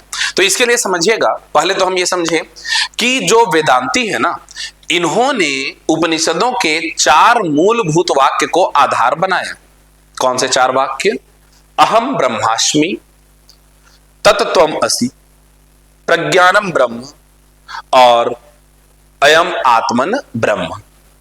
क्या क्या बोला हमने, अहम ब्रह्मास्मि अर्थात मैं ब्रह्म में हूं, तत्त्वम असि अर्थात तुम में भी वह है, फिर अयम आत्मन ब्रह्म, यह आत्मा ब्रह्म ही है, और प्रज्ञानम ब्रह्म अर्थात जो मूल ज्ञान है, प्रज्ञा है, वह ब्रह्म ही है। कुल मिलाकर के सब कुछ ब्रह्म ही है, सब कुछ ब्रह्म ही है बोलते ही वो आ जाता है क्या, अद्वैत। यहीं से हम उसको कहेंगे क्या, शंकराचार्य जी का अद्वैत कहता है एको ब्रह्म द्वितीयो नास्ति, अर्थात सिर्फ और सिर्फ ब्रह्म ही सत्य है, कुछ और नहीं। यहीं से फिर वाक्य जन्म लेता है कि ब्रह्म सत्यम जगत मिथ्या जीवो ब्रह्मैव ना परः। तो ये सारे कॉन्सेप्ट आपने जो समझा है, इसी बात को समझिए कि शंकराचार्य जी का अद्वैतवाद केवल ब्रह्म को सत्य मानता है, और ये सकारात्मक रूप से ब्रह्म जो सत्य स्वरूप है उन्हीं को ही बताता है क्या कि यही पारमार्थिक सत्य है, बाकी सब जो है क्या है, ये जगत इत्यादि सब मिथ्या तत्व है। क्या है ये? मिथ्या तत्व है। जबकि शून्यवाद या विज्ञानवाद क्या कहता है, अब ये समझते हैं। शून्यवाद एक प्रकार से नकारात्मक विचारधारा है, जहां पर हमारे जो शंकराचार्य जी का अद्वैत वेदांत है ये सकारात्मक ब्रह्म को ही सब कुछ मानता है। वहीं पर शून्यवाद मानता है क्या कि कुछ भी चीज, यहां पर क्या बोला जाता है भाई, इसमें सब कुछ शून्य है, कुछ भी सत्य नहीं है, कोई सत्ता नहीं है। शून्यवाद के अनुसार कोई सत्ता नहीं है, इसलिए इसको नकारात्मक रूप में हमने देखा, ये नकारात्मक रूप में दिखता है। जबकि विज्ञानवाद क्या कहता है? विज्ञानवाद के अनुसार ये चेतना ही सब कुछ है, चेतना, ये अनुभववाद को मानते हैं। विज्ञानवादी किसको मानते हैं भाई? ये मानते हैं चेतना को ही सब कुछ मानते हैं, और चेतना से उत्पन्न अनुभव को सब कुछ मान लेते हैं। हमारे शंकराचार्य जी अद्वैतवाद में ज्ञान और अनुभव इन दोनों को मानते हैं, ज्ञान और अनुभव इन दोनों को मानते हैं कि भाई संपूर्ण ज्ञान ही सब कुछ नहीं, अनुभव भी, और साथ में क्या है भाई, सिर्फ अनुभव सब कुछ नहीं, ज्ञान भी। तो ज्ञान और अनुभव का मिश्रण लेकर के आते हैं, ब्रह्म को सब कुछ मानते हैं। सकारात्मक रूप में अद्वैतवाद को बताया जाता है, जबकि शून्यवाद जो है वो प्रेरित करता है किसको? कि सत्ता किसी की भी नहीं है, सब कुछ शून्य है। जबकि विज्ञानवाद प्रेरित करता है किसको? कि चेतना ही ये सब कुछ है, चेतना से ही सब कुछ निर्माण हुआ है और सब कुछ केवल अनुभव में स्थापित है। इस प्रकार से शंकराचार्य जी का जो अद्वैतवाद है वो शून्यवाद और विज्ञानवाद से अलग है। आइए देखते हैं कि इसे हम लोग किस तरीके से लिखे हैं, किस तरीके से प्रदर्शित किए हुए हैं। शंकर का अद्वैत शून्यवाद या विज्ञानवाद नहीं है, सिद्ध कीजिए। पढ़ने के लिए हम यहां तक रख लेते हैं। देखो, आचार्य शंकर का अद्वैतवाद क्या बोला है? एको ब्रह्म द्वितीयो नास्ति। एक कोटेशन हमने ये दे दिया। फिर यह सकारात्मक तत्वमीमांसा है जिसका लक्ष्य मुक्ति है, जो आत्मा व ब्रह्म के बोध का संकेत है। अद्वैतवाद शून्यवाद नहीं है। कैसे नहीं है? अद्वैतवाद में ब्रह्म शाश्वत, नित्य व एकमात्र सत्य है, जबकि शून्यवाद में सब कुछ शून्य है, कोई स्थायी सत्ता नहीं है। अद्वैतवाद सकारात्मक है जबकि शून्यवाद नकारात्मक है। तो ये 3 लाइन में हमने सिद्ध कर दिया कि अद्वैतवाद शून्यवाद नहीं है। अगला, अद्वैतवाद विज्ञानवाद नहीं है। कैसे सिद्ध करेंगे इसको? तो ये सब जो है अंडरलाइन कर लेंगे आप लोग, है ना। जब भी ऐसा लिखेंगे तो ये अंडरलाइन करके रखना है ना। ये शून्यवाद नहीं है, अद्वैतवाद विज्ञानवाद नहीं है। कैसे नहीं है? कि अद्वैतवाद में अनुभव को अविद्याजन्य और ब्रह्म को पारमार्थिक सत्य कहा गया है। क्या बोला गया है भाई? अनुभव जो है वो क्या है भाई? अविद्याजन्य है, और अनुभव और ज्ञान के मिश्रण से जो है हमको सब कुछ दिखता है, जबकि ब्रह्म ही पारमार्थिक सत्य है। ब्रह्म सत्यम जगत मिथ्या, ब्रह्म पारमार्थिक सत्य है। जबकि विज्ञानवाद में अनुभववाद को सत्य माना गया है, वहां पर अनुभव को अविद्या बोला गया, जबकि विज्ञानवाद में अनुभव को सत्य माना गया है। केवल विज्ञान अर्थात चेतना ही सत्य है, बाह्य जगत का अस्तित्व नहीं है, ऐसा माना गया है किसमें? विज्ञानवाद में। तो भाई शून्यवाद और विज्ञानवाद से तो काफी अलग है अद्वैतवाद। इसी बात को हमको बताना था, 4 मार्क्स इसमें आपको मिलेंगे। दोनों को ही अलग अलग करके हम लोग यहाँ पर बता सकते हैं। चलिए भाई अगले प्रश्न की ओर आगे बढ़ते हैं हम लोग। अगला प्रश्न है हमारे पास में, जॉन लॉक के अनुभववाद और डेविड ह्यूम के अनुभववाद की तुलना कीजिए। दोनों अनुभववादी हैं, इन दोनों के इस पर जो है हमको तुलना करना है, चर्चा करना है, ठीक है। दोनों अनुभववादी तो हैं। तो अगर हम यहां पर देखें, इनको इस तरीके से भी देखा जा सकता है, सीधे सीधे हम लोग तुलना कर सकते हैं। पहले समझ लेते हैं ये लॉक का अनुभववाद और ह्यूम का अनुभववाद। आप सभी जानते हैं कि पाश्चात्य दार्शनिकों में तर्कवादी दार्शनिक कुछ हुए, जिसमें हम लोग जो है डेकार्त इत्यादि को देखते हैं। और डेकार्त जिन्होंने कहा था मैं सोचता हूं इसलिए मैं हूं, तर्कवादी वाले हुए। दूसरी तरफ हम लोग देखते हैं क्या है हमारे पास में, ये लॉक हो गए, ह्यूम हो गए, बर्कले हो गए, ये लोग क्या है भाई? अनुभववाद वाले हैं। अनुभववादियों का क्या मानना था? इनका मानना है कि हमें जो भी ज्ञान प्राप्त हो रहा है वो हमारे इंद्रियों से प्राप्त हो रहा है, अनुभव से प्राप्त हो रहा है। जैसा हम अनुभव कर रहे हैं वैसा हमें ज्ञान प्राप्त हो रहा है, ऐसा इनका मानना था। दूसरी तरफ जो तर्कवादी थे उनका जो है मानना, केवल हम लोग पूर्व निर्धारित कुछ हम तर्क जो है देते हैं, तर्क के माध्यम से हमको ज्ञान मिलता है, केवल इंद्रिय अनुभव से नहीं। इस पर खैर तर्कवाद और अनुभववाद के बीच में मैं फिलहाल आपको चर्चा नहीं करूंगा, वो बाद का विषय बनेगा हमारा यदि प्रश्न रहा तो। फिलहाल जो अनुभववादी हैं उनमें भी आपस में भेद है। अनुभववादी दो दार्शनिकों को हम लेते हैं, एक है हमारे पास में जॉन लॉक और दूसरा है हमारे डेविड ह्यूम। तो जॉन लॉक का क्या मानना था? जॉन लॉक ने बताया था कि इस बार के मेंस में प्रश्न आया भी था, टेबुला रासा, आपको यदि याद हो तो जॉन लॉक का मानना था कि मनुष्य जन्म जब लेता है तब वो खाली स्लेट के समान होता है, पूर्ण रूप से खाली स्लेट के समान होता है। वहां पर उसको बोला गया क्या? टेबुला रासा बोला गया है। टेबुला रासा बोला गया है, बताया गया कि उसमें कोई जन्मजात विचार नहीं होता, किसी प्रकार का कोई जन्मजात विचार इसमें होता नहीं है। और अनुभव के प्रकार क्या क्या होते हैं? तो इसमें जो है बताया गया, लॉक के अनुसार बताया गया, बाह्य अनुभव भी होता है और आंतरिक अनुभव भी होता है। दो प्रकार से अनुभव के बारे में इन्होंने बताया, बाह्य अनुभव और आंतरिक अनुभव के बारे में ये बताते हैं। तो ये जो है यथार्थवादी अनुभववादी हुए, ये जो है टेबुला रासा को प्रतिपादित करते हैं। इन्होंने जो है क्या बताया भाई कि बाह्य अनुभव भी होता है और आंतरिक अनुभव भी होता है। कुछ चीजें हम बाहर से सेंसेशन लेते हैं और कुछ हम लोग जो है स्वयं से जो है अपने सोच से, अपने संदेह से, है ना, विश्वास से, इच्छा से जो है समझ पाते हैं। ये हो गया क्या? हमारे आंतरिक अनुभव। इस संबंध में जो है ये बताते हैं और इन्होंने अंततः जो है यथार्थवादिता की ओर ध्यान दिया है। जबकि अगर हम बात करते हैं ह्यूम की, तो ह्यूम जो है बतलाते हैं कि हाँ, हमें जो भी ज्ञान यहां पर प्राप्त होता है वो अनुभव से ही होता है, परंतु वो सारे अनुभव संशय के दायरे में वो रखते हैं। ये यथार्थवादी है, जबकि ह्यूम जो है वो संशयवादी। इन्होंने तो स्वयं पर भी संशय कर लिया, ईश्वर पर भी। ईश्वर का ज्ञान कैसे होगा? इन्होंने बोला ईश्वर का कोई हमें प्रत्यक्ष इंद्रिय अनुभव होगा क्या? नहीं। तो वो भी क्या हुआ? वह भी जरूरी नहीं है कि सत्य हो। आत्मा पर, ईश्वर पर, सब पर ये संशय करते हैं, संदेह, इनका ज्ञान निश्चित नहीं हो सकता। इन्होंने बोला, इन्होंने सब पर क्या है भाई? संदेह किया। इन्होंने कार्य कारण के सिद्धांत को भी, वो केवल एक आदत है, इन्होंने कहा आदतानुसार हम कुछ चीजों को समझते हैं और वही हमारा स्वभाव बन जाता है, वही से हम अनुभव ले पाते हैं। ये संशयवादी हुए, ठीक है बात। तो इन्होंने जो है क्या है भाई बताया कि हमें ज्ञान मिलता है दो तरीके से, एक तो प्रत्ययवादी, एक क्या हो जाता है हमारा प्रत्ययवादी, और दूसरा हो जाता है हमारा आइडिया से। दो तरीके से हमको ज्ञान का अनुभव होता है, ज्ञान प्राप्त होती है, और दोनों जो है संशय उत्पन्न करते हैं। तो ऐसी स्थिति में इन दोनों को बिंदुवार जो है एक एक करके देखते हैं कि इन्होंने क्या क्या, इनके बीच में क्या समानताएं या क्या विषमताएं हैं। सबसे पहले तो इनके स्वरूप का अगर हम अध्ययन करें तो इनका स्वरूप कैसा है? तो लॉक जो है ये मध्यम अनुभववादी है, यथार्थवादी है। कैसे है भाई? ये यथार्थवादी है। जबकि ह्यूम ये चरम अनुभववादी है, संशयवादी है।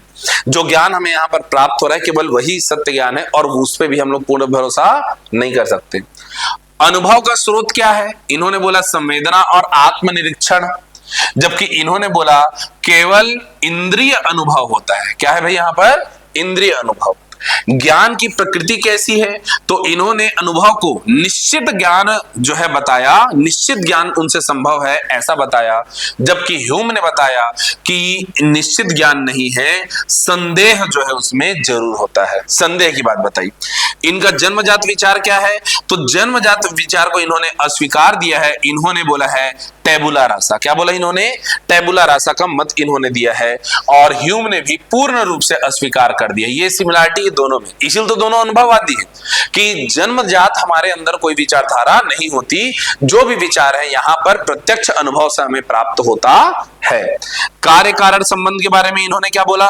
इन्होंने वस्तुनिष्ठ कहा है, केवल यथार्थ पर आधारित है बोला है, जबकि इन्होंने बोल दिया केवल ये मनोवैज्ञानिक है। कैसा संबंध है भाई? इसमें मनोवैज्ञानिक संबंध है।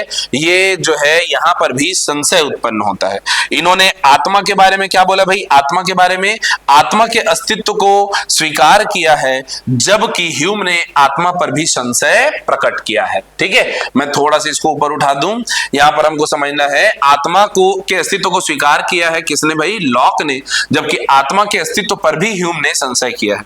बाह्य जगत के बारे में क्या बोला है भाई? लॉक ने बाह्य जगत को वास्तविक कहा है, उसका स्वतंत्र सत्ता कहा है, जबकि ह्यूम ने जो है इसके भी अस्तित्व पर संशय प्रकट किया है। ये दोनों अनुभववादी है, लेकिन दोनों में ये डिफरेंस आता है। इस तरीके से आप तुलनात्मक अध्ययन करेंगे, ठीक है बात। मैं बहुत कुछ इनमें बहुत सारे उदाहरण के माध्यम से हम सुनते हैं, समझते हैं, दोनों के अनुभववाद की तुलना करते हैं, लेकिन क्लास में है ना, यहाँ पर अभी जो है बहुत ज्यादा इसके बारे में बता पाना संभव नहीं है। समय को ध्यान में रखते हुए आप जो है बिल्कुल इस तरीके से फॉर्मेट में लिख सकते हैं। ये मेरा बताने का ये क्या है भाई उद्देश्य था। लॉक के अनुभववाद को बहुत डिटेल में समझने के लिए आपको पूरा लॉक के वीडियो लेक्चर को समझना पड़ेगा, क्योंकि मैं शब्द बोल दिया टेबुला रासा, उसका मतलब क्या होता है वो खुद अपने आप में एक लेक्चर है, तो उसको ध्यान से समझेंगे।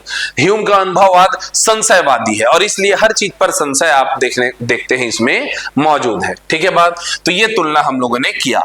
आगे जो है हम देखते हैं, यहां पर बोला गया है अगला प्रश्न 4 नंबर के लिए, मनुष्य स्वतंत्र होने के लिए अभिशप्त है। सार्त्र के इस कथन की व्याख्या कीजिए। कितनी मजेदार बात। देखिए सार्त्र की बात अगर हम करें, सार्त्र इस सेंटेंस को समझने के लिए सार्त्र कैसे विचारधारा के थे, पहले ये जानना हमारे लिए बहुत जरूरी है। तो सार्त्र जो है कैसे थे भाई?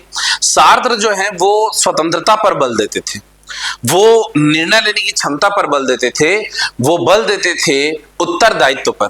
सार्त्र का कहना था कि मनुष्य का अस्तित्व पहले आया है और बाद में अपने निर्णयों, अपने कार्यों, अपने उत्तरदायित्व के आधार पर मनुष्य अपना सार खुद तय करता है। मनुष्य का अस्तित्व पहले आया है, बाद में उसका सार। आपने पढ़ा होगा सार्त्र को लेकर के कोटेशन, अस्तित्व का सार या सार का अस्तित्व। जैसे अगर मुझे एक टेबल बनाना है तो मैं पहले टेबल के बारे में विचार करूंगा कि उसकी हाइट कितनी होगी, चौड़ाई कितनी होगी, ऊंचाई चौड़ाई है ना, लंबाई, ये सब कुछ कैसा दिखना चाहिए, कौन से रंग का, कौन से लकड़ी का प्रयोग, सब उसके बारे में विचार पहले आएगा, विचार के बाद में वो टेबल आएगा, अर्थात सार का अस्तित्व आएगा। जबकि मनुष्य के बारे में क्या बोला इन्होंने? मनुष्य का अस्तित्व पहले आता है और मनुष्य अपने निर्णय स्वयं लेता है और उसके बाद में उनके निर्णयों के कारण वो जो कार्य करता है उससे मनुष्य का सार निर्माण होता है, मनुष्य की पूरा सार निर्माण होता है।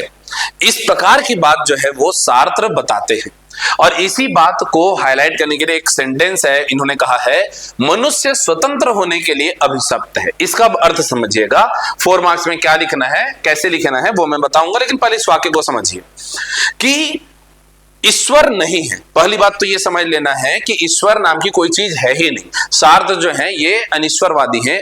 अगर ईश्वर नहीं है तो मनुष्य, जब मनुष्य का क्या हो गया भाई, मनुष्य जन्म हुआ, मनुष्य का अस्तित्व आया, तो मनुष्य अपने निर्णयों के लिए स्वयं स्वतंत्र है।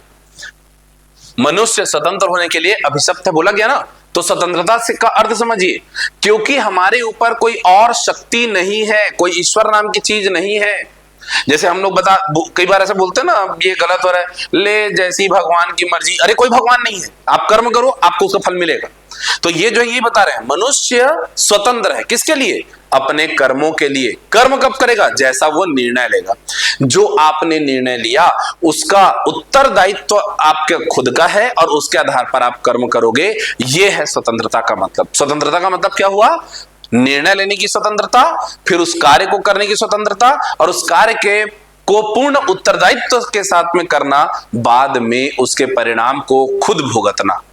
क्योंकि ईश्वर की अनुपस्थिति है भाई, ईश्वर तो है ही नहीं, तो मनुष्य जो है स्वतंत्र होकर निर्णय लेता है। अब यहां पर ये बताते हैं कि हाँ कुछ परिस्थितियां होती जरूर है, परिस्थितियां होती हैं जो आपको, उत्तरदायी परिस्थितियां होती हैं वो आपके निर्णय को प्रभावित करती है, लेकिन फिर भी आपका जो निर्णय है, अंतिम निर्णय आपका खुद का होता है। इसलिए ही बोला गया मनुष्य स्वतंत्र है निर्णय लेने के लिए। इसलिए ऐसी स्थिति में कोई चूंकि ईश्वर नहीं है तो वह अपना निर्णय स्वयं लेगा और इसीलिए उसे अभिशप्त कहा गया है। तो मनुष्य स्वतंत्र किसके लिए है? मनुष्य स्वतंत्र है निर्णय लेने के लिए, कर्म करने के लिए। बाद में उसका उत्तरदायित्व भी उसे खुद लेना होगा। और ऐसा करने के लिए परिस्थितियां भले ही निर्मित हो जाएं, परंतु अंतिम निर्णय खुद मनुष्य का होता है। और चूंकि किसी भी प्रकार से कोई और परम शक्ति नहीं है, ईश्वर नहीं है, इसलिए मनुष्य ऐसे निर्णय लेने के लिए, ऐसे कर्म करने के लिए अभिशप्त है। वास्तव में इस सिद्धांत के माध्यम से सार्त्र जो है वो मानव जाति को जो है प्रेरित कर रहे हैं कि वे आत्म मूल्यांकन करें, पूर्ण उत्तरदायित्व के साथ कोई निर्णय ले, साहसी बने और अपने द्वारा लिए गए निर्णयों पर कर्म करने के लिए क्या है वो प्रेरित है। तो साहसी बनना है, आत्मनिर्भर बनना है, ठीक है, किसी पर डिपेंडेंट नहीं रहना। इसके लिए हमको जानना पड़ेगा, हमको समझना पड़ेगा कि जो कुछ कार्य है वो हम स्वयं कर रहे हैं। इसी को बोला गया मनुष्य स्वतंत्र होने के लिए अभिशप्त है। ठीक है बात। आइए देखते हैं इसको किस तरीके से लिखा गया है। बोला गया कि पॉल सार्त्र जो है, ये क्या भाई, जीन पॉल सार्त्र आधुनिक अस्तित्ववादी थे। उन्होंने कहा कि मनुष्य स्वतंत्र होने के लिए अभिशप्त है। यह कथन उनके अस्तित्ववाद का सार प्रस्तुत करता है। स्वतंत्रता का अर्थ क्या है? यह स्वतंत्रता अनिवार्य है। अनिवार्य मतलब जिसका निवारण न किया जा सके, अर्थात ये स्वतंत्रता जो बताई गई है ये तो है ही, आपके ऊपर कोई ईश्वर, कोई शक्तिशाली तत्व नहीं है तो आप स्वतंत्र हो ही। केवल अवसर नहीं बल्कि चुनाव के साथ उत्तरदायित्व भी है। तो आप केवल और केवल क्या है, स्वतंत्रता पूर्वक निर्णय नहीं लेंगे बल्कि आपके पास उत्तरदायित्व भी है। उत्तरदायित्व का क्या मतलब है? मनुष्य अपने चुनाव व कार्यों के लिए पूर्ण उत्तरदायी है। परिस्थितियां सीमाएं तय करती हैं किंतु अंतिम निर्णय स्वयं का होता है। अभिशप्त क्यों है? पहले मनुष्य अस्तित्व में आता है, फिर अपने कर्म को स्वयं अपना कर्म कर अपना स्वयं अपना स्वरूप बनाता है। ईश्वर के अभाव में कोई दैवी शक्ति मानव जीवन को दिशा नहीं देती है, यही उसे अभिशप्त बनाता है। कोई और दैवी शक्ति नहीं है जो आपके निर्णयों को प्रभावित करे, यही बात इसे अभिशप्त बनाती है। ठीक है बात। चलिए अगले प्रश्न की ओर आते हैं हम लोग। बोला गया भ्रष्टाचार क्या है? तो आप सब जानते हैं भ्रष्टाचार क्या है भाई। जो हमारे जो पद हैं, जो हमारे शक्ति है, जो हमारे प्राधिकार हैं, जो भी हमारी जिम्मेदारी है, हम जब उसका गलत इस्तेमाल करने लगे, ठीक है बात, तो जब भी अपने पद का गलत इस्तेमाल होता है वो कहलाता है क्या? हमारा भ्रष्टाचार। भ्रष्टाचार का मतलब केवल और केवल कुछ कहना चाहिए रिश्वत या घूसखोरी टाइप की बात नहीं है। यहाँ पर भ्रष्टाचार का अर्थ जो है बड़ा ही क्या है भाई, वास्ट यहाँ पर रहता है। जैसे भ्रष्टाचार, भ्रष्ट आचार, भ्रष्ट आचरण। यदि कार्य में भी कोई बताए कि वो बहुत ईमानदार है, वो कभी किसी से 1 रुपया भी नहीं लिया है, परंतु जो भ्रष्ट आचरण है वो कैसे पता चलेगा? 10 बजे ऑफिस आना है, 4 बजे जाना है, बीच में 1 से 1.5 का लंच है, लेकिन भाई साहब ऑफिस ही आ रहे हैं 10-15 तक, फिर आराम से चाय पी रहे हैं 10:30 तक, फिर फाइल ओपन कर रहे हैं आधे घंटा। ये आधा घंटा क्या है उनका? ये आचरण उचित नहीं है। चाय पीना तो भैया आप 9:30 बजे से आओ, रिलैक्स हो जाओ। 10 बजे से 4 आपका ऑफिस टाइम है, तो बिना समय चुराए पूर्ण रूप से डेडिकेटली उस समय काम करना, वही क्या है भाई, वही उचित व्यवहार होगा, वरना वो भी भ्रष्टाचार है। लंच हो रहा है 1 से 1:30, वो 1:30 से 2 जो है और आराम फरमा लिए, तो समय की चोरी भी भ्रष्ट आचरण में आती है, केवल पैसे की बात नहीं है। तो ऐसे सारी बातों को जो है, चलिए देखते हैं हम लोग। कारण पर भी प्रकाश डालने बोला है, तो एक एक करके यहां से हम लोग पढ़ते चलते हैं, देखते हैं क्या कारण है। निजी लाभ के लिए सार्वजनिक पद का दुरुपयोग करना भ्रष्टाचार कहलाता है। भ्रष्टाचार एक व्यापक संकल्पना है जिसमें सामान्य रूप में रिश्वतखोरी जो है शामिल है, सामान्य रूप में, लेकिन वास्तविक अर्थ में यहां पर सारे भ्रष्ट आचरण जो है शामिल होते हैं। भ्रष्टाचार के कारण क्या क्या बताए गए हैं भाई? तो हम भ्रष्टाचार के कारणों को रेखांकित कर लेते हैं। पहला आ गया सामाजिक कारण। सामाजिक कारण क्या है? जागरूकता का अभाव, नैतिक मूल्यों का पतन, अधिक जनसंख्या, ये सब सामाजिक कारण है। ठीक है, हम खुद ही, जनसंख्या इतना ज्यादा है, हम खुद ही शॉर्टकट ढूंढते हैं, भाई थोड़ा ले दे करके जल्दी कर देना काम। ये सब क्या है? भ्रष्टाचार को बढ़ावा देता है। नैतिक मूल्यों का पतन। राजनीतिक कारण, इनमें क्या आता है भाई? बढ़ता चुनावी खर्च। हाँ भैया, चुनाव का खर्च बढ़ा हुआ है ना, इसमें हमारे नेताओं की गलती नहीं है, आप समझिए इस बात को। हम ही शिक्षा, स्वास्थ्य, परिवहन, संचार इत्यादि को भुलाकर यदि किसने जो है क्या है भाई बिल माफ कर दिया, किसने मुफ्त में 4 पैसे डाल दिए, इन सब बातों को ध्यान में रख करके वोट देते रहेंगे तो जाहिर सी बात है ये जो है इस भ्रष्टाचारी नीति को बढ़ावा ही देगा। उनके पास भी क्या ऑप्शन है, चुनाव जीतना है तो उनको तो वही देना पड़ेगा ना जो जनता मांग रही है या जनता जिस पर विश्वास कर रही है। तो यह बात आती है बढ़ता चुनावी खर्च, राजनीतिक इच्छा शक्ति का अभाव, राजनीतिक इच्छा शक्ति का अभाव। भ्रष्टाचार खत्म करने के लिए कोई राजनीतिक दल, अगर सामाजिक कारण तो हमने देखा, राजनीतिक कारणों में अगर कोई राजनीतिक दल भ्रष्टाचार खत्म करने के लिए एकदम ठान भी ले तो और भी बहुत सारे फैक्टर हैं जो उनको पीछे खींच लाएंगे। और सही बताऊं तो आम जन भी भ्रष्टाचार का अंत होने नहीं देगी। फिर लोकतांत्रिक शासन के दोष इत्यादि जो हैं इसके कारण आते हैं, बहुत सारे लाल फीताशाही से लेकर के बहुत सारे कारण इसके अंतर्गत आते हैं। इसमें कोई एक जिम्मेदार नहीं है, प्रशासन जिम्मेदार नहीं है, आम जन भी जिम्मेदार है, ये बात भी समझना होगा।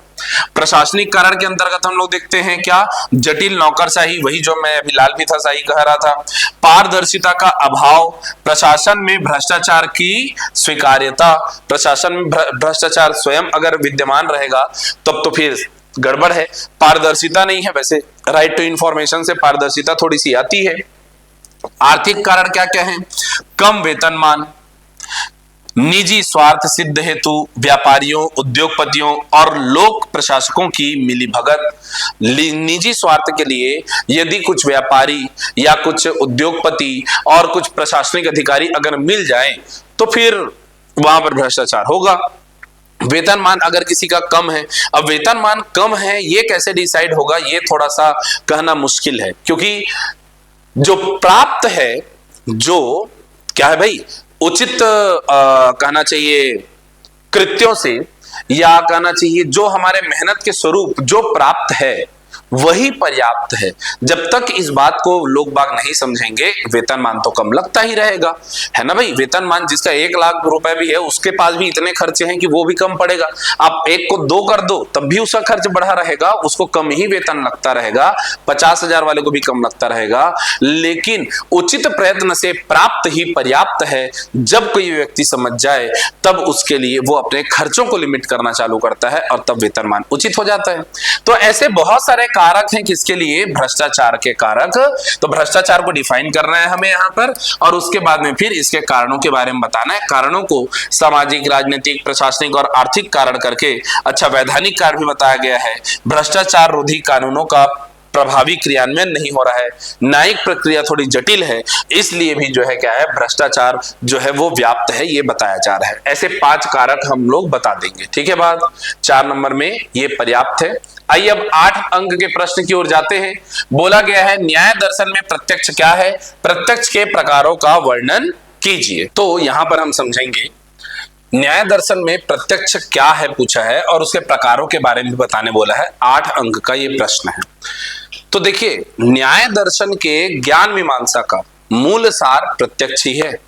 वास्तव में न्याय दर्शन के अनुसार, पहले सुन लेते हैं, समझ लेते हैं, फिर उसके बाद में एक एक करके पूरे डिटेल में हम लोग देखेंगे, समझेंगे इसको। न्याय दर्शन के अनुसार ज्ञान प्राप्ति के 4 मार्ग हैं। कौन कौन से 4 मार्ग? प्रत्यक्ष, अनुमान, उपमान और शब्द प्रमाण। जिनमें से सबसे मूल है प्रत्यक्ष। प्रत्यक्ष को ही महत्व दिया है न्याय दर्शन में, प्रत्यक्ष को ज्यादा महत्व दिया है। प्रत्यक्ष अर्थात जो हमें हमारे इंद्रिय अनुभूतियों से जो दूर की जो वस्तुएं हैं, आसपास की जो वस्तुएं हैं, उनका ज्ञान होना। जैसे पानी पीकर उसके स्वाद का पता चलना, किसी को देख करके उसका ज्ञान होना, आकार, आकृति, रंग, रूप का ज्ञान होना। तो जीवा से उसके स्वाद का पता चलना, नाक से उसका सुगंध पता चलना, कानों से उसके बारे में सुनना, समझना। तो ये सारे के सारे इंद्रिय अनुभूति जो हमें होती है, यही क्या है हमारे प्रत्यक्ष ज्ञान के अंतर्गत आता है। इसी को ही सबसे उपयुक्त बोला गया है। क्यों बोला गया है? ये प्रत्यक्ष ज्ञान, न्याय दर्शन में प्रत्यक्ष ज्ञान क्या बताया जा रहा है भाई, कि यही सबसे उपयुक्त ज्ञान है। ये ज्ञान जो कहना चाहिए ज्ञान मीमांसा का, न्याय का, ज्ञान मीमांसा का मूल है। इसको समझने के लिए बाकी 3 को भी चलिए एक बार समझ लेते हैं। मैंने क्या क्या बोला था? एक तो हो गया हमारा क्या, प्रत्यक्ष। दूसरा है क्या, अनुमान। अनुमान के अंतर्गत हम लोग क्या देखते हैं भाई? अनुमान के अंतर्गत कोई तर्क से। जैसे पहाड़ में धुआं उठता देख करके पहाड़ में आग लगी है ऐसा अनुमान लगाना, ये अनुमान से ज्ञान प्राप्त करना हुआ। उपमान, जैसे किसी ने बताया कि वो कभी सियार नहीं देखा है, तो लोग उसको समझा दिए कुत्ते जैसे ही दिखेगा, बस उसका पूंछ उसकी सीधी होगी। अब जब कभी भी वो सियार देखेगा वो समझ जाएगा हाँ इसकी पूंछ एकदम सीधी है, कुत्ते जैसे ही दिख रहा है जंगल में तो सियार है। अर्थात ये क्या हुआ भाई, उपमान हुआ। ज्ञान नहीं था फिर भी किसी और से तुलना करके उसका ज्ञान प्राप्त कर लेना उपमान कहलाता है।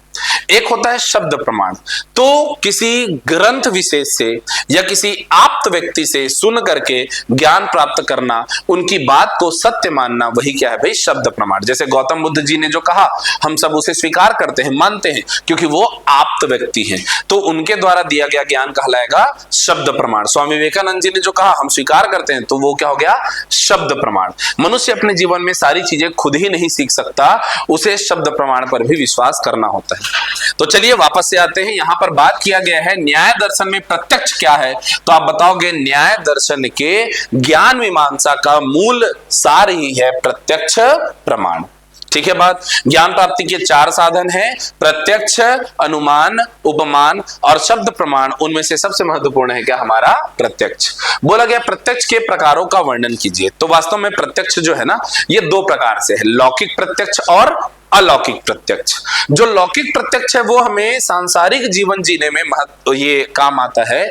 लौकिक प्रत्यक्ष के अंतर्गत हम लोग यहाँ पर देखते हैं जो हमारे इंद्रिय अनुभूति होती है, अर्थात कानों से सुनना, श्रवण, मुख जीवा से स्वाद लेना, हमारे क्या रस के बारे में, रस का ज्ञान, फिर गंध का ज्ञान नाक से, फिर आंखों से, चक्षु से जो है क्या है, दृश्य ज्ञान, और फिर उसके बाद 5वां आता है हमारे मन से जो है सुख दुख की अनुभूति लेना। ये 5 कहलाते हैं क्या, हमारे लौकिक प्रत्यक्ष ज्ञान।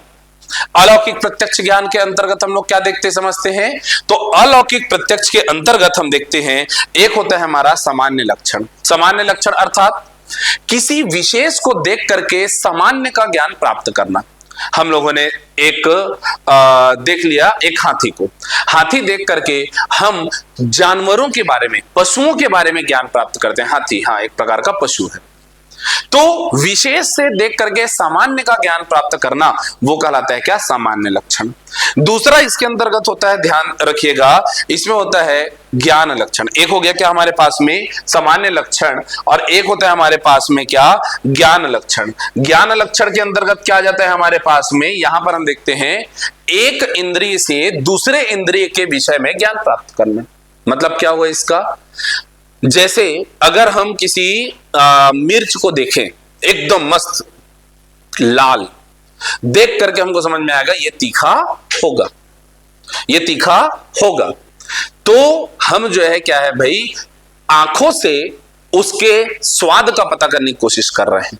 मतलब एक इंद्रिय दूसरे इंद्रिय के ज्ञान को बताने की कोशिश कर रही है, इसलिए बोला जाता है क्या, इसको ज्ञान लक्षण। क्या बोला गया, इसको ज्ञान लक्षण। सामान्य लक्षण में हमने क्या देखा था, सामान्य लक्षण में हमने देखा कि एक वस्तु से सामूहिक का ज्ञान प्राप्त करना, वो हो गया क्या, हाथी को देखकर पशुओं के बारे में ज्ञान प्राप्त करना, वो हो गया सामान्य लक्षण।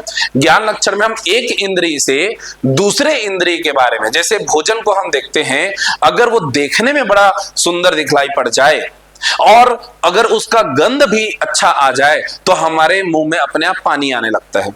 भाई मुंह ने अभी स्वाद लिया है क्या, नहीं, लेकिन गंध से और नेत्र से, चक्षु से हमने उसका स्वाद ग्रहण करना आरंभ कर लिया। यही है क्या, यही है हमारा ज्ञान लक्षण। तीसरा होता है हमारे पास में योगज प्रत्यक्ष। ये जो है अध्यात्म की ओर हमको लेकर के जाता है। ध्यान और साधना से जो प्राप्त दिव्य ज्ञान है उसे हम कहते हैं क्या, हमारे पास में योगज लक्षण। आइए एक एक करके देख लेते हैं कि क्या लिखना है हमें यहां पर, तो बहुत ध्यान से समझिएगा। पहले बोला गया क्या, प्रत्यक्ष क्या है, तो हम डिफाइन करेंगे। न्याय दर्शन का मुख्य उद्देश्य सत्य ज्ञान द्वारा मोक्ष की प्राप्ति है।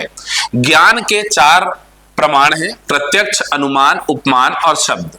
इनमें प्रत्यक्ष सबसे प्रधान है, क्योंकि प्रत्यक्ष अनुभव से सत्य ज्ञान प्राप्त होता है।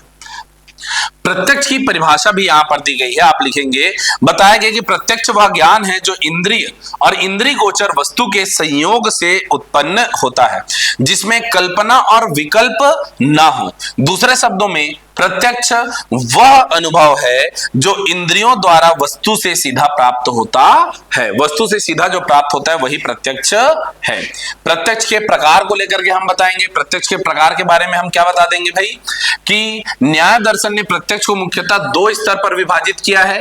एक होता है हमारा लौकिक प्रत्यक्ष और एक होता है हमारा अलौकिक प्रत्यक्ष। लौकिक प्रत्यक्ष में क्या क्या आता है हमारे पास में, पहला हो गया यहाँ पर श्रवण प्रत्यक्ष, दूसरा हो गया चक्षु प्रत्यक्ष अर्थात देखना, तीसरा हो गया रसना प्रत्यक्ष, चौथा हो गया हमारे पास में क्या स्पर्श प्रत्यक्ष, और फिर हो गया क्या हमारा मानस प्रत्यक्ष अर्थात कानों से सुनना, आंखों से देखना, रस का ज्ञान होना, त्वचा से स्पर्श का ज्ञान होना और मन के द्वारा सुख दुख इच्छा आदि का ज्ञान होना। ये क्या हो गया हमारे पास में लौकिक प्रत्यक्ष। अलौकिक प्रत्यक्ष के अंतर्गत क्या क्या आ गया भाई, जब ज्ञान साधारण इंद्रिय गोचर परे विशेष परिस्थितियों में होता है, जैसे सामान्य लक्षण, किसी विशेष वस्तु में सामान्य गुण का ज्ञान होना, जैसे गाय से पशु का ज्ञान होना, बोला गया ज्ञान लक्षण प्रत्यक्ष। इसके अंदर क्या आएगा भाई, जब एक इंद्रिय दूसरे इंद्रिय का विषय जानने लगे, जैसे मिर्ची को देख करके उसके तीखापन का अनुभव होना। योगज प्रत्यक्ष के अंतर्गत आएगा योगियों द्वारा ध्यान और साधना से प्राप्त दिव्य ज्ञान को बोलते हैं हम लोग क्या, योगज प्रत्यक्ष। वास्तव में न्याय दर्शन के अंतर्गत हम इन्हें पूरे डिटेल में पढ़ते हैं कि प्रत्यक्ष के पूरे प्रकार, ये लौकिक अलौकिक के बारे में और भी इसके टाइप्स होते हैं, प्रकार होते हैं, लेकिन जिस तरीके से यहाँ पर प्रश्न पूछा गया है, हम प्रत्यक्ष के प्रकार को पढ़ते हैं तो उसके लौकिक और अलौकिक इन दोनों ही प्रकार को हम डिफाइन करेंगे। लौकिक में हमारे सभी इंद्रियों वाले ज्ञान, अलौकिक में जो हमें अध्यात्म की ओर लेकर के जाता है उसमें आता है हमारा सामान्य लक्षण, ज्ञान लक्षण और योगज लक्षण। इनको हमको बताना है। यहां पर हमारे 8 मार्क्स जो हैं वो क्या है भाई, पूरे हो जाते हैं। ठीक है बात। इसके बाद देखते हैं हम लोग, प्रश्न पूछा गया है कांट ने अनुभववाद और तर्कवाद में कैसे सेतु का कार्य किया। देखो अनुभववाद तर्कवाद को लेकर के एक बार हमने अनुभववाद को लेकर के पढ़ा था कि हमारे जो लॉक हैं और ह्यूम हैं उनके अनुभववाद में क्या अंतर है। अब अनुभववाद क्या है, तर्कवाद क्या है, इन दोनों बातों को समझने के बाद ही हम बता पाएंगे कि कांट कैसे उनके बीच में ब्रिज बने हुए हैं, सेतु बने हुए हैं। चलिए समझते हैं इसको। थोड़ा सा शॉर्ट में मैं बताता हूं, बहुत ध्यान से सुनिएगा, समझिएगा। इसको वास्तव में पूर्ण रूप से समझने के लिए हमें दार्शनिकों के, जितने भी पाश्चात्य दार्शनिक हैं उनके बारे में जानना जरूरी है। लेकिन यदि आपने बहुत अच्छे से पढ़ा है और समझा है लॉक को, ह्यूम को, बर्कले को, तो उनकी विचारधारा ऐसी थी, ये सब के सब अनुभववादी हैं। इनकी विचारधारा ऐसी है कि हमारे अंदर जन्मजात कोई विचार नहीं होते, हम शून्य हैं, और जो भी हमें यहां अपने इंद्रियों से अनुभव होता है उसके आधार पर, इंद्रिय अनुभव के आधार पर हमें जो कुछ भी पता चलता है वही से हमारे ज्ञान का क्या है भाई, ज्ञान हमारा प्रशस्त हो रहा है।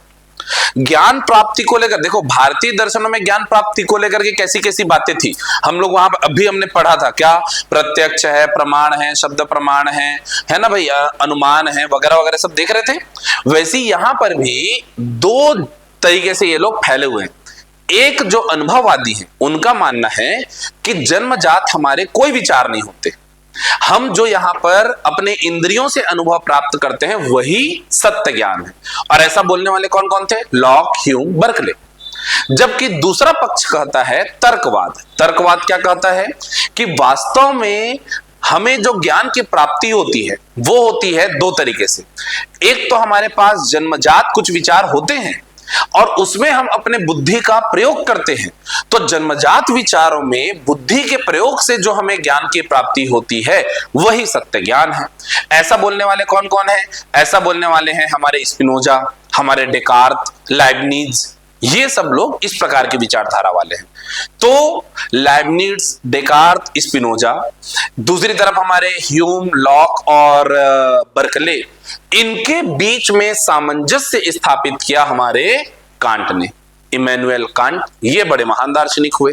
इन्होंने क्या बोला, तो ये थोड़ा मध्यम मार्ग में लेकर के आते। इन्होंने बोला कि वास्तव में विचार रहित अनुभव, विचार मतलब बुद्धि की बात आ रही है, ठीक है, ये बुद्धिवादियों को ले लो। विचार रहित अनुभव व्यर्थ है, और वैसे ही अनुभव रहित विचार भी व्यर्थ है। किसी भी वस्तु के बारे में हमें ज्ञान केवल हमारे इंद्रियों से नहीं प्राप्त होता, हमारे पास पूर्व का कुछ न कुछ अनुभव होता है।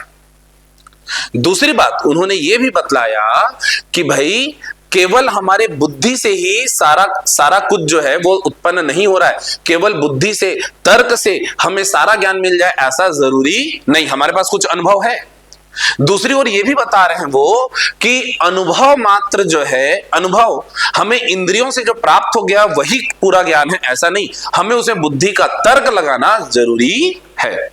तो बुद्धि से तर्क लगा करके अपने अनुभवों को परिष्कृत जो हम करेंगे वही सत्य ज्ञान है। इस बारे में जो है बताया किसने? कांट ने। इसीलिए बोला गया कि दोनों के बीच सेतु का कार्य करते हैं।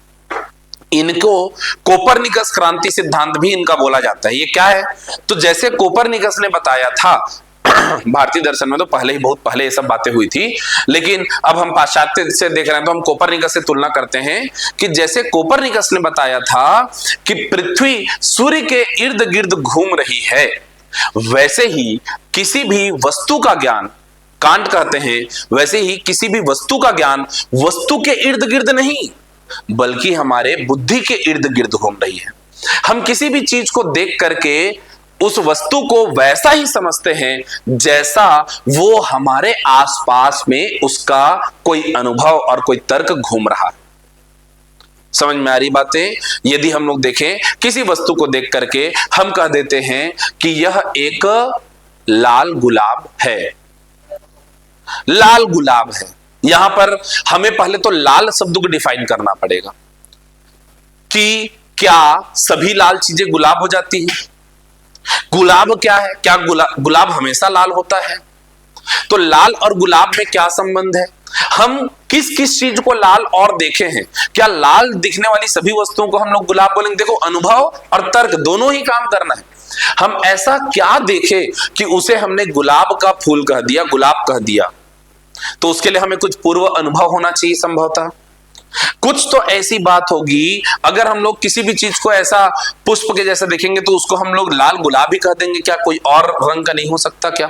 तो किसी भी वस्तु का ज्ञान वस्तु के इर्द गिर्द नहीं बल्कि हमारे मन, हमारे बुद्धि के इर्द गिर्द घूम रही होती है, जिसमें पूर्व अनुभव भी शामिल है, जिसमें जो है क्या है भाई हमारा तर्क भी शामिल है, जिसमें हमारे क्या है भाई कुछ विचार भी शामिल है। गणेश विसर्जन के लिए गए थे हम लोग कुछ समय पहले। गणेश विसर्जन करने के दौरान आकाश में देख करके जब बादलों को हम लोग देख रहे थे, सबके सब सारे विद्यार्थियों के मन में ये बात चल रही थी। सब उधर पानी में मस्ती भी कर रहे हैं और ऊपर देख रहे हैं, बोल रहे हैं वो देखो गणेश जी दिखाई दे रहे हैं, बादलों में गणेश जी दिखाई दे रहे हैं। अरे गणेश जी इसलिए दिखाई दे रहे हैं क्योंकि हमारे अंदर अनुभूति अभी किसकी है? गणेश जी की है। विसर्जित करने थोड़ी देर में बादलों का आकार बदला, थोड़ा बहुत डमरू टाइप बनने लग गया था। देखो शिव जी खुद लेने आए, शिव जी क्या है ये? क्या वास्तव में वो दिखाई दे रहा है? नहीं, उसके आकार को हम तुलना कर ले रहे हैं किनसे? क्योंकि अभी हम क्या है भाई, अभी हम उन्हीं के सानिध्य में हम लोग रहने का प्रयत्न कर रहे हैं, तो जहां देखो वहां हम उन्हीं के ज्ञान की बात कर रहे हैं। तो अनुभववादियों और तर्कवादियों के बीच में खड़े हो गए कौन? कांट। इन्होंने बताया कि अनुभव के बगैर विचार उचित नहीं, विचारों के बगैर अनुभव उचित नहीं। इन दोनों को मिश्रित करके इन्होंने जो है सिद्धांत दिया, और इनका कोपरनिकस सिद्धांत जो है वो सबसे ज्यादा मान्य है। तो इन बातों को हमको यहां पर बताना है। किस प्रकार से हम यहां पर प्रेजेंट करेंगे आइए देखते हैं, समझते हैं। तो पहले तो हमको बता देंगे, पहले हम लोग बता देंगे अनुभववाद। अनुभववाद के अनुसार ज्ञान का स्रोत क्या है भाई? इंद्रिय अनुभव है। ज्ञान के स्रोत क्या है? इंद्रिय अनुभव। कौन कौन बोलते थे ऐसा? लॉक, बर्कले, ह्यूम वगैरह। तर्कवाद, ज्ञान जो है वो बुद्धि और जन्मजात विचार है। कौन बोलते थे ऐसा? डेकार्त, स्पिनोजा और लाइबनिट्ज कहते थे। इन दोनों में कटु विरोध था। ये ज्ञान, ये अनुभववादी और तर्कवादियों में विरोध था। इसलिए जो है कांट जो है एक मध्यम मार्ग प्रस्तुत करते हैं, और उनका कथन क्या है आइए अब एक एक करके इनके विचारों को पढ़ते हैं। कांट का कथन क्या है? अनुभव रहित विचार शून्य है, और विचार रहित अनुभव अंधे हैं। देखो कितना इन्होंने सुंदर बात कह दिया कि अनुभव रहित विचार शून्य है, विचार आप नहीं कर सकते, कुछ अनुभव चाहिए। और वैसे ही अनुभव से ही सब कुछ नहीं है, उसमें विचार होना जरूरी है, वरना वो अनुभव क्या है भाई, वो अंधे हैं। ठीक है, तभी तो बिना हम लोग क्या है भाई जाने हम लोग अंधानुकरण करने लगते हैं। तो ऐसा अनुभव जिसमें आप अपना विचार न रखो, आप भाई गलत अनुभव भी तो कर सकते हैं ना, बिना विचार के अनुभव लोगे तो गलत अनुभव भी होगा हमारे पास। स्पष्ट है कि ज्ञान के लिए अनुभव और बुद्धि दोनों अनिवार्य है। ये लोग क्या बोलते थे, एक बोल दिए कि भैया अनुभव सब कुछ है, एक बोल दिए नहीं भैया बुद्धि सब कुछ है। इन्होंने बोला ज्ञान के लिए अनुभव और बुद्धि दोनों अनिवार्य है। फिर इन्होंने क्या बोला है भाई, इनका मौलिक योगदान क्या है। कांट ने कहा ज्ञान जो है वो संश्लेषणात्मक है और पूर्व अनुभव जन्य दोनों हो सकता है, अर्थात प्रत्येक घटना का कोई कारण होता है।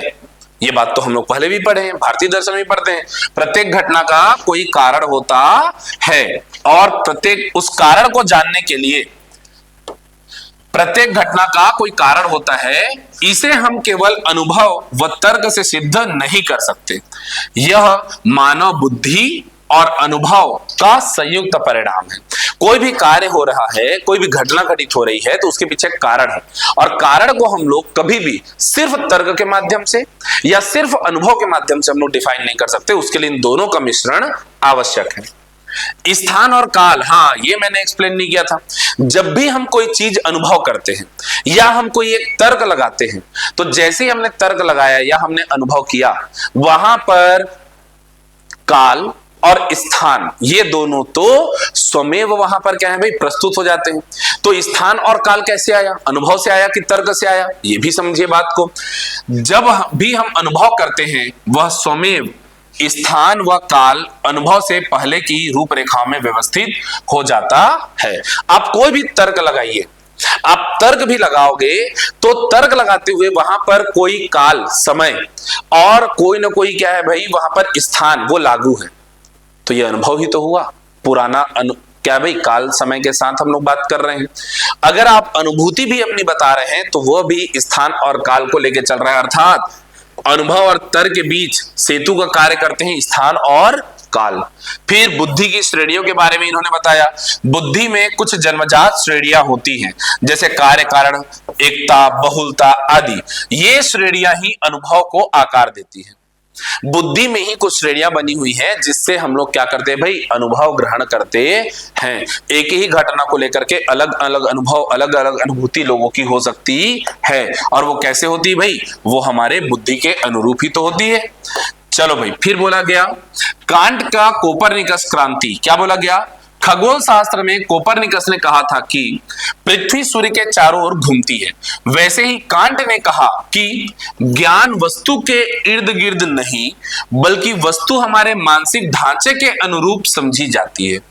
ज्ञान वस्तु के इर्द गिर्द नहीं है, वस्तु के पास नहीं है। अगर हम लोग बोलना चालू करेंगे जो रोज इज रेड वाली बात जो हम लोग बोलेंगे, डिफाइन करना बड़ा मुश्किल हो जाएगा। इज क्यों लगा, रोज क्या है, क्या प्रत्येक लाल वस्तु गुलाब है, क्या प्रत्येक गुलाब लाल ही होता है, लाल मतलब क्या होता है, वो लाल ही क्यों है। तो वास्तव में वो लाल रंग का ज्ञान या उस पुष्प का ज्ञान कि वो गुलाब है, ये वस्तु के पास है क्या, नहीं, वो एक्चुअल में हमारे पास है। हम जो है अपने पूर्व अनुभव से तर्क लगा करके कहते हैं कि ऐसी दिखने वाली चीजें लाल गुलाब है, ऐसी दिखने वाली चीजें गाय है, ऐसी चीजें भैंस है। आप इमेजिन करो आपके पास में जो है अचानक से एक ऐसे जीव का नाम बताइए मुझे जिसके 5 पैर हो, 4 सिंग हो, 2 पूंछ हो, 3 कुबड़ हो।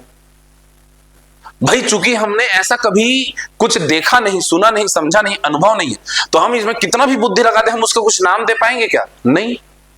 तर्क से ही केवल आ पाएगा क्या, नहीं। तो वस्तु का ज्ञान वास्तव में वस्तु के इर्द गिर्द नहीं, वो हमारे पास रहता है, हम उसे वह क्या करते हैं भाई बताने का प्रयत्न करते हैं। इस प्रकार कांट ने सिद्ध किया कि ज्ञान न तो केवल अनुभव का फल है, ना ही केवल बुद्धि का आविष्कार है। हम ज्ञान किसी बुद्धि के माध्यम से ज्ञान का आविष्कार नहीं कर सकते, ना ही अनुभव से हम उसको प्राप्त कर लेते हैं, फल के रूप में प्राप्त करते हैं, बल्कि अनुभव और तर्क, अनुभव और बुद्धि, इन दोनों के मिश्रण से हम लोग जो है क्या है भाई, संयुक्त परिणाम लाते हैं। उसे ही हम लोग कहते हैं क्या, ज्ञान। उसे हम कहते हैं क्या, ज्ञान कहते हैं। ज्ञान प्राप्ति के साधन जो भारतीय दर्शन में हम लोग देखते हैं ना, प्रत्यक्ष है, अनुमान है, उपमान है, शब्द प्रमाण है, ऐसे सब इंद्रिय अनुभूति है, या फिर क्या कहना चाहिए, अर्थोत्पत्ति है या अनुपलब्धि है, ये सब ज्ञान प्राप्ति के साधन जो भारतीय दर्शन में पढ़ते हैं। यहां पर ज्ञान प्राप्ति के साधनों को लेकर के ही ये तर्क वितर्क चल रहा था। एक कहते थे क्या, बुद्धि से ज्ञान प्राप्त होता है, जन्मजात विचार से प्राप्त होता है। दूसरे जो है हमको टेबुला रासा कह दिए, बोले कि इंद्रिय अनुभव से ज्ञान प्राप्त होता है, जन्मजात कोई विचार नहीं होता। इन्हीं दोनों को एक प्लेटफॉर्म में लेके आते हैं कौन, हमारे कांट। ये है कौन, महान दार्शनिक कांट। ठीक है बात। आगे हम देखते हैं, स्वामी विवेकानंद जी के व्यवहारिक वेदांत को समझाइए। तो इसका मूल सार यही है, देखो समझो बात को। स्वामी विवेकानंद जी वेदांती है, 3 सत्य को माना गया है। इन 3 सत्यों के बारे में विचार कीजिएगा। बोला गया है वेदांत में, एक सत्य होता है प्रतिभाषिक, एक सत्य होता है व्यवहारिक, एक सत्य होता है पारमार्थिक। इसको समझने के लिए आपने राजा जनक की वह कहानी अवश्य ही सुनी होगी कि राजा जनक को एक बार स्वप्न आता है कि भाई कुछ जो है सैनिकों ने, कुछ दूसरे राजा ने उनके ऊपर आक्रमण कर दिया है। और आक्रमण में, मैं बहुत शॉर्ट में बता देता हूं आपको, जब आक्रमण किया गया तो फिर वो पराजित होते हैं, दर दर भटकते रहते हैं। 2 दिन बाद में यहां वहां भटकते भटकते कहीं जाकर के उनको एक रोटी का टुकड़ा मिलता है। एक कौवा उनके रोटी को झपट करके ले जाता है, तो चिल्लाने लगते हैं बचाओ बचाओ। सपने में जो चीजें हो रही थी, जैसे ही वो बचाओ बचाओ चिल्लाते हैं, वो वास्तविक में सोए रहते हैं और बचाओ बचाओ चिल्लाने लगते हैं। आसपास उनके जो सैनिक रहते हैं, रक्षक रहते हैं, अंगरक्षक रहते हैं, वो आ जाते हैं, महाराज क्या हुआ, किसने क्या किया? बोले अरे सपने में एक कौवा मेरे हाथ से रोटी छीन के ले गया। अरे कौवा छीन के ले गया? बोले अरे सपने में एक राजा ने आक्रमण भी किया था, हम लोग हार गए थे। बोले ये कैसे सत्य हो सकता है? तुरंत जो है याज्ञवल्क्य ऋषि को संदेश भिजवाया गया कि राजा जो है परेशान है। अगले दिन सुबह याज्ञवल्क्य ऋषि आते हैं और राजा जनक याज्ञवल्क्य ऋषि से पूछते हैं सत्य क्या है प्रभु? गुरुदेव बताइए सत्य क्या है? वो स्वप्न सत्य है या ये मैं अभी जो आपके सामने बैठा हूं वो सत्य है? याज्ञवल्क्य ऋषि ने जो है बताया कि वह भी सत्य है, यह भी सत्य है। उन्होंने बोला दोनों में से कोई तो बताइए कौन सा सत्य है? ऋषि फिर कहते हैं ना वो सत्य है ना ये सत्य है। ये क्या बात हुई भाई? उन्होंने कहा दोनों ही सत्य है और दोनों ही असत्य है। बोले कैसे? यहीं पर से कॉन्सेप्ट समझिएगा। जो हम स्वप्न देख रहे हैं, याज्ञवल्क्य ऋषि ने कहा अगर आप स्वप्न देख रहे हो तो वो स्वप्न क्रिएट किसने किया? आपके मन, बुद्धि, अहंकार, चित्त ने। आपके ही अंदर से उसका प्रकाश आया था। आपने ही नए सैनिक बनाए, आपने ही नए राजा बनाए जो आपके ऊपर आक्रमण करे। तो वो पूरी दुनिया की रचना चूंकि आपने की थी, इसलिए वो सत्य है। असत्य नहीं कह सकते, वो सत्य है, परंतु वो प्रतिभाषिक सत्य है। जब तक आप स्वप्न में थे तभी तक वो सत्य था। जैसे आपका नींद खुला, स्वप्न टूट गया। और बोले ये व्यवहारिक सत्य है। उन्होंने कहा जब तक आप इस शरीर में हो, आपको लग रहा है आप राजा हो, आप मुझे गुरु कह रहे हो, ये सब आपके दरबारी लग रहे हैं, ये बोले व्यवहारिक सत्य है। लेकिन ये भी आपके मृत्यु के उपरांत, मरणोपरांत ये सत्य भ्रम भी टूट जाएगा, क्योंकि आपको वास्तविक ब्रह्म का पता चल जाएगा जो पारमार्थिक सत्य है।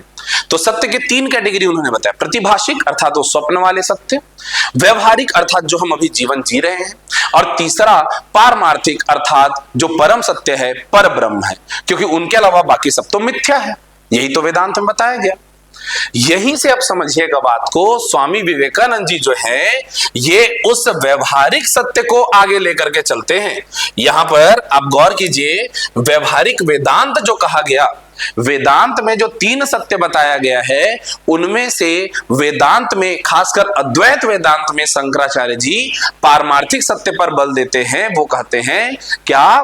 ब्रह्म सत्यम जगत मिथ्या जीवो ब्रह्म वनापरः एको ब्रह्म द्वितीयो नास्ति। अर्थात वो ब्रह्म ही है जो सब कुछ सत्य है। पारमार्थिक सत्य की ओर आगे बढ़ो, ऐसा प्रेरित करते हैं कौन? शंकराचार्य जी। विवेकानंद जी ने यहीं पर जो है बीच के व्यवहारिक सत्य को इन्होंने स्वीकार किया। उन्होंने कहा कि केवल ज्ञान होने से सब कुछ नहीं होता, कर्म में भी उसे परिणित करना आवश्यक है। समझिए, जिस समय विवेकानंद जी हमारे साथ में हैं, विवेकानंद जी को सुभाष चंद्र बोस जी ने भारतीय स्वतंत्रता संग्राम का आध्यात्मिक पिता कहा है, उसका कारण भी आपको समझ में आ जाएगा यदि आप व्यवहारिक वेदांत को समझो। व्यवहारिक वेदांत के अंतर्गत स्वामी विवेकानंद जी कहते हैं कि इस संसार को ही, इस वर्तमान को ही आपको सत्य मानना है, इसे ही सत्य मानना है। मृत्यु के पश्चात में पारमार्थिक सत्य की प्राप्ति होगी वो अलग बात है, उसको छोड़ो। लेकिन अभी जब आप जीवन में हैं तब आपके लिए सत्य क्या है? यही सत्य है जो आप जीवन जी रहे हैं। इसलिए उन्होंने आत्मा और ईश्वर के ज्ञान पर बल दिया। उन्होंने बल दिया कि भाई सर्वत्र ईश्वर विद्यमान है और आप में स्वयं में भी ईश्वर है, अहम ब्रह्मास्मि। इस पर उन्होंने बल दिया। साथ ही साथ उन्होंने बल दिया कि ईश्वर सब में विद्यमान है, हम में विद्यमान है और सब में मतलब बोले अतिथि देवो भव, गुरु देवो भव, मात देवो भव, पितृ देवो भव। केवल यही क्यों? माता पिता गुरु अतिथि में ही देव नहीं, बल्कि दरिद्र नारायण का कॉन्सेप्ट देते हैं। दरिद्र देवो भव, निर्धन देवो भव, निर्बल देवो भव, जो भी रोगी देवो भव, रोगी में भी भगवान है उसकी भी सेवा करो, जो निर्धन है उसमें भगवान है उनकी भी सेवा करो। मानव सेवा को बल देने के लिए व्यवहारिक वेदांत बहुत ही उचित मार्ग जान पड़ा कि सब में भगवान है, सब में ईश्वर है। तो आत्मा और ईश्वर के कॉन्सेप्ट को नए तरीके से लेकर के आए कौन? स्वामी विवेकानंद जी। सब में ईश्वर है, केवल माता पिता गुरु है ना, अपने सखा अपने अतिथि में ही नहीं, सब में ईश्वर है। तो सबकी सेवा हमको करनी है। मानव सेवा पर इन्होंने बल दिया। इन्होंने कर्म योग और ज्ञान योग पर बल दिया। केवल ज्ञान प्राप्ति से ही कुछ नहीं होगा कि प्रतिभाषिक व्यवहारिक पारमार्थिक सत्य को जान लिए, ज्ञान जान लिए, कुछ नहीं। कर्म करना है, कर्म के माध्यम से हमें ज्ञान को जो है क्या है व्यवहारिक जीवन में लेके आना है। यही क्या है? व्यवहारिक वेदांत है, ये कहते हैं। और इन्होंने सर्वधर्म संभाव की व्याख्या की। इन्होंने धार्मिक सहिष्णुता को नहीं, धार्मिक सहिष्णुता मतलब कि क्या बात हो जाती है भाई? सहनशीलता, कि आप दूसरों को भी क्या है भाई सह रहे हो। इन्होंने गौर करवाया धार्मिक स्वीकार्यता को, ये इनका सर्वधर्म संभाव है। इन सब बातों को आप लिखेंगे तब जाकर के आपको जो है क्या है 8 अंक मिलेंगे। क्या क्या बता दिया भाई हमने, कहां कहां से कुछ शब्दों को हाईलाइट कर लेते हैं भाई। क्या क्या हाईलाइट करेंगे? विवेकानंद जी वेदांत दर्शन केवल तात्विक चिंतन या शास्त्रों तक सीमित नहीं रखा, बल्कि उसे जीवन में व्यवहारिक रूप से लागू करने का मार्ग दिखाया। उनका ज्ञान केवल सिद्धांत या आत्म साक्षात्कार और समाज सेवा में तब तक उपयोगी नहीं है जब तक इसे कर्म व्यवहार में न उतारा जाए। बोला गया व्यवहारिक वेदांत के मुख्य तत्व क्या क्या हैं? तो व्यवहारिक वेदांत के मुख्य तत्व हैं हमारे पास में मानव सेवा, उठो जागो तब तक मत रुको जब तक कि लक्ष्य प्राप्त ना हो। कर्म योग और ज्ञान योग का मिश्रण उन्होंने बताया। अच्छा, आत्मा और ईश्वर का ज्ञान उन्होंने बताया। ठीक है बात। स्वयं की शक्ति और आत्मनिर्भरता बताया उन्होंने। ये लोगों को किस लिए प्रेरित करते थे? इन्होंने प्रेरित किया था कि आर्थिक रूप से आप सक्षम हो, शारीरिक रूप से बलिष्ठ बनो, मानसिक रूप से स्वतंत्र रहो। आर्थिक रूप से स्वतंत्र रहना है, मानसिक रूप से सक्षम बनना है, शारीरिक रूप से बलिष्ठ बनना है और तब जाकर के अंग्रेजों के खिलाफ युद्ध करना है, लड़ाई करना है। यदि आप मानसिक रूप से कमजोर हो कभी भी उनकी बातों में आ सकते हो, शारीरिक रूप से बलिष्ठ नहीं रहोगे तो उनके अत्याचार को बर्दाश्त कैसे करोगे, और यदि आर्थिक रूप से आप सक्षम नहीं रहे, स्वतंत्र नहीं रहे, तो कभी न कभी अंग्रेजों के द्वारा दिए गए लोभ प्रलोभ में आप पड़ जाएंगे। इसलिए अपने आप को क्या है भाई इतना सक्षम बनाओ, आत्मनिर्भर बनाओ और तब अंग्रेजों के साथ युद्ध करो। तब जाकर के उन्हें कहा गया है क्या? आध्यात्मिक पिता स्वतंत्रता संग्राम का। मनुष्य में अनंत शक्ति और क्षमता है, ये बताते हैं। सर्वधर्म संभाव वाली बात आप बताएंगे यहां पर अवश्य रूप से। मैं एक्सप्लेन इनको पूरा अभी आपके सामने किया हुआ था, तो इसको आंसर आप लोग इत्मीनान से पूरा पढ़िएगा। अंततः हम लोग निष्कर्ष निकाल देंगे क्या? व्यवहारिक वेदांत में कहा गया है कि व्यक्ति का आत्म साक्षात्कार और मानवता की सेवा दोनों साथ साथ चले, यही मानव जीवन और समाज का उत्थान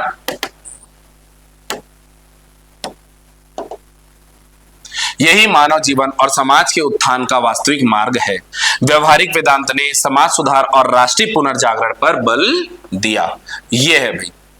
अगला प्रश्न है हमारे पास, सांख्य दर्शन के विकासवाद को विस्तार से बताइए। विस्तार से बताना है मतलब यहाँ पर हम लोग पूरे डिटेल में लिखेंगे। मैंने आपको क्या बताया था भाई कि 2 नंबर और 4 नंबर वाले प्रश्नों में थोड़ा सा ज्यादा आप लोग को कंफ्यूजन हुआ था, 8 और 15 वाले डायरेक्ट क्वेश्चन थे, आप लोग ठीक ठीक लिखे हो। सांख्य दर्शन का विकासवाद एज इट इज पूछा गया है जैसा आप किताबों में पढ़ते हो। इसको मैं शॉर्ट में बता रहा हूं, पूरे डिटेल में समझने के लिए सांख्य दर्शन का भी अलग से वीडियो हमारे चैनल में यूट्यूब में उपलब्ध है, बिल्कुल उसको देखिएगा।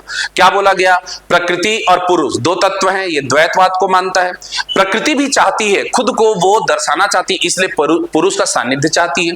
पुरुष भी चाहता है कि वो अपने स्वतंत्र सत्ता स्थापित कर सके, वो स्वयं की शक्ति प्रदर्शन के लिए प्रकृति को चाहता है कि उसके साथ में उसका समागम हो, मिलन हो। प्रकृति और पुरुष का जब मिलन होता है तब वहां से विषमांगी एक जो है स्थिति की उत्पत्ति होती है।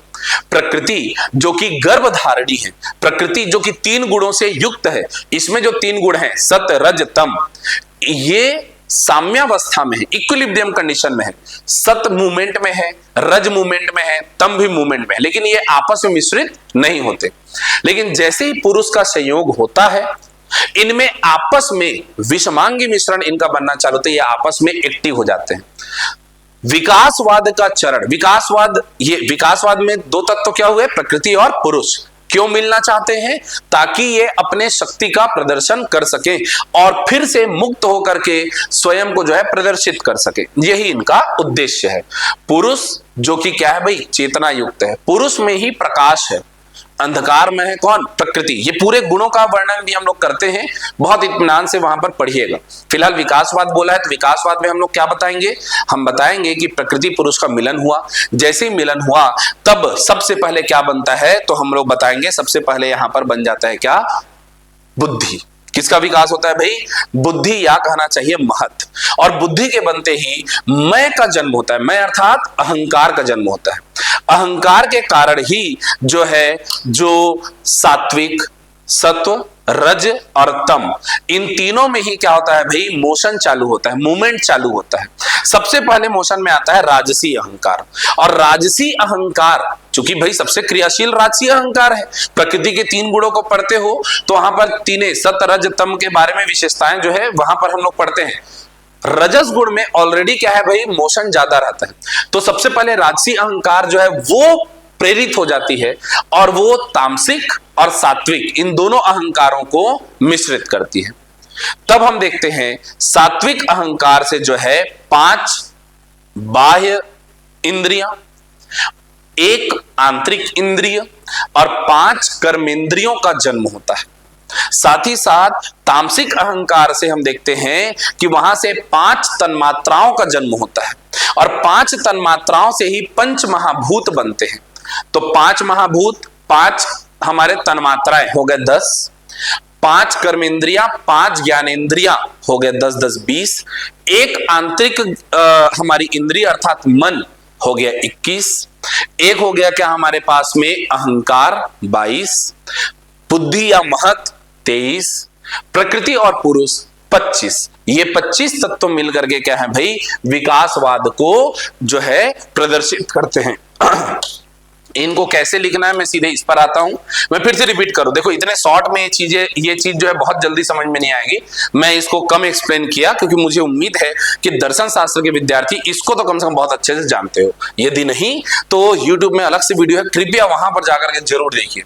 विकासवाद में हम लोग पहले विकासवाद के बारे में बताएंगे क्या होता है, फिर द्वैतवाद को बताएंगे, पुरुष और प्रकृति 2 सत्ता है, फिर पुरुष प्रकृति का संयोग के बारे में बताएंगे क्यों हो रहा है, फिर जगत के विकास के क्रम में बताएंगे कि विरूप परिणामी कैसे है, ये विरूप परिणामी कैसे है, फिर हम बताएंगे क्या क्या उत्पत्ति हो रही है। बुद्धि सबसे पहले आता है क्या, बुद्धि। देखो यहां पर एक एक करके लिखा हुआ है, पहले आया महत या बुद्धि, फिर बुद्धि से अहंकार, अहंकार अर्थात ये मैं या मेरा का भाव आता है। अहंकार के 3 भेद, सात्विक, राजसिक और तामसिक। फिर हम देखते हैं राजसिक अहंकार पहले सक्रिय होकर शेष दोनों को गति प्रदान करता है। फिर सात्विक अहंकार से 11 इंद्रियों का विकास होता है। कौन से 11 इंद्रियों का विकास होता है देखते हैं, तो 11 इंद्रियों में हमारे पास है 5 बाह्य ज्ञानेंद्रिय, आंख, कान, नाक, जीभ, त्वचा, 1 आंतरिक ज्ञानेंद्रिय मतलब मन, फिर 5 कर्मेंद्रिय, हाथ, पैर, मुंह, मलद्वार और जनन अंग, फिर तामसिक अहंकार से पंच तन्मात्राओं का विकास होता है। कौन कौन भाई? शब्द तन्मात्रा, स्पर्श तन्मात्रा, रूप तन्मात्रा, रस तन्मात्रा और गंध तन्मात्रा। इन्हीं पंच तन्मात्राओं से, शब्द तन्मात्रा से आकाश का जन्म होता है। शब्द से आकाश का हमने देखा। बाद में हम देखते हैं क्या? शब्द, ये जो है शब्द और स्पर्श से वायु, शब्द स्पर्श व रूप से अग्नि, शब्द स्पर्श रूप व रस से जल का जो है निर्माण होता है, और पांचों तन्मात्राओं को मिलाकर पृथ्वी का विकास होता है। शब्द से विकास हुआ किसका? आकाश का। शब्द और स्पर्श से वायु, शब्द स्पर्श रूप, इन सब से जो है विकास हुआ किसका? अग्नि का। इसमें भी हम लोग जोड़ते हैं रस तो बनता है जल, और फिर हम पंच तन्मात्राओं को जोड़ते हैं तो बनता है क्या? पृथ्वी। यही पांच महाभूत से जगत का विकास हुआ है। यहीं से जो है पूर्ण स्थूल पदार्थों का संघात हुआ है। इसी को ही विकासवाद कहा गया है।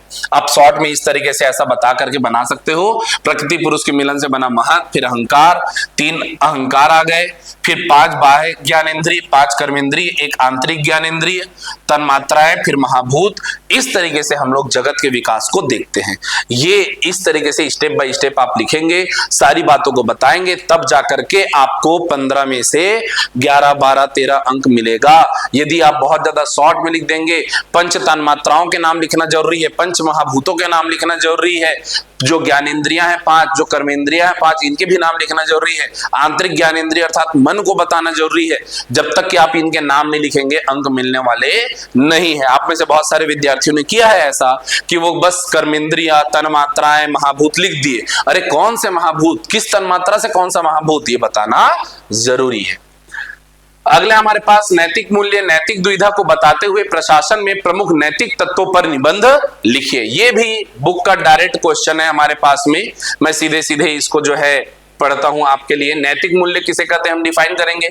ऐसी सामाजिक अवधारणा है जिसका मूल्यांकन कर्तव्य की आंतरिक भावना और आदर्श प्रतिमानों के आचरण के आधार पर किया जा सकता है। वास्तव में आप सभी नैतिक मूल्य शब्द को समझते ही हैं, तो मैं इसको सीधे पढ़ रहा हूं। इसलिए इसी के आधार पर सत्य असत्य, अच्छा बुरा, उचित अनुचित का निर्णय किया जाता है। ये विवेक के बल पर संचालित होती है भाई।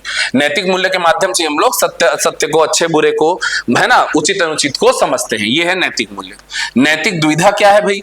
ये ऐसा मानसिक द्वंद की स्थिति है जिसमें किसी व्यक्ति को 2 या 2 से अधिक विकल्प में से किसी एक का चयन करना होता है, और उसके पास प्रत्येक विकल्प का समर्थन करने वाला नैतिक एवं तार्किक कारण होता है।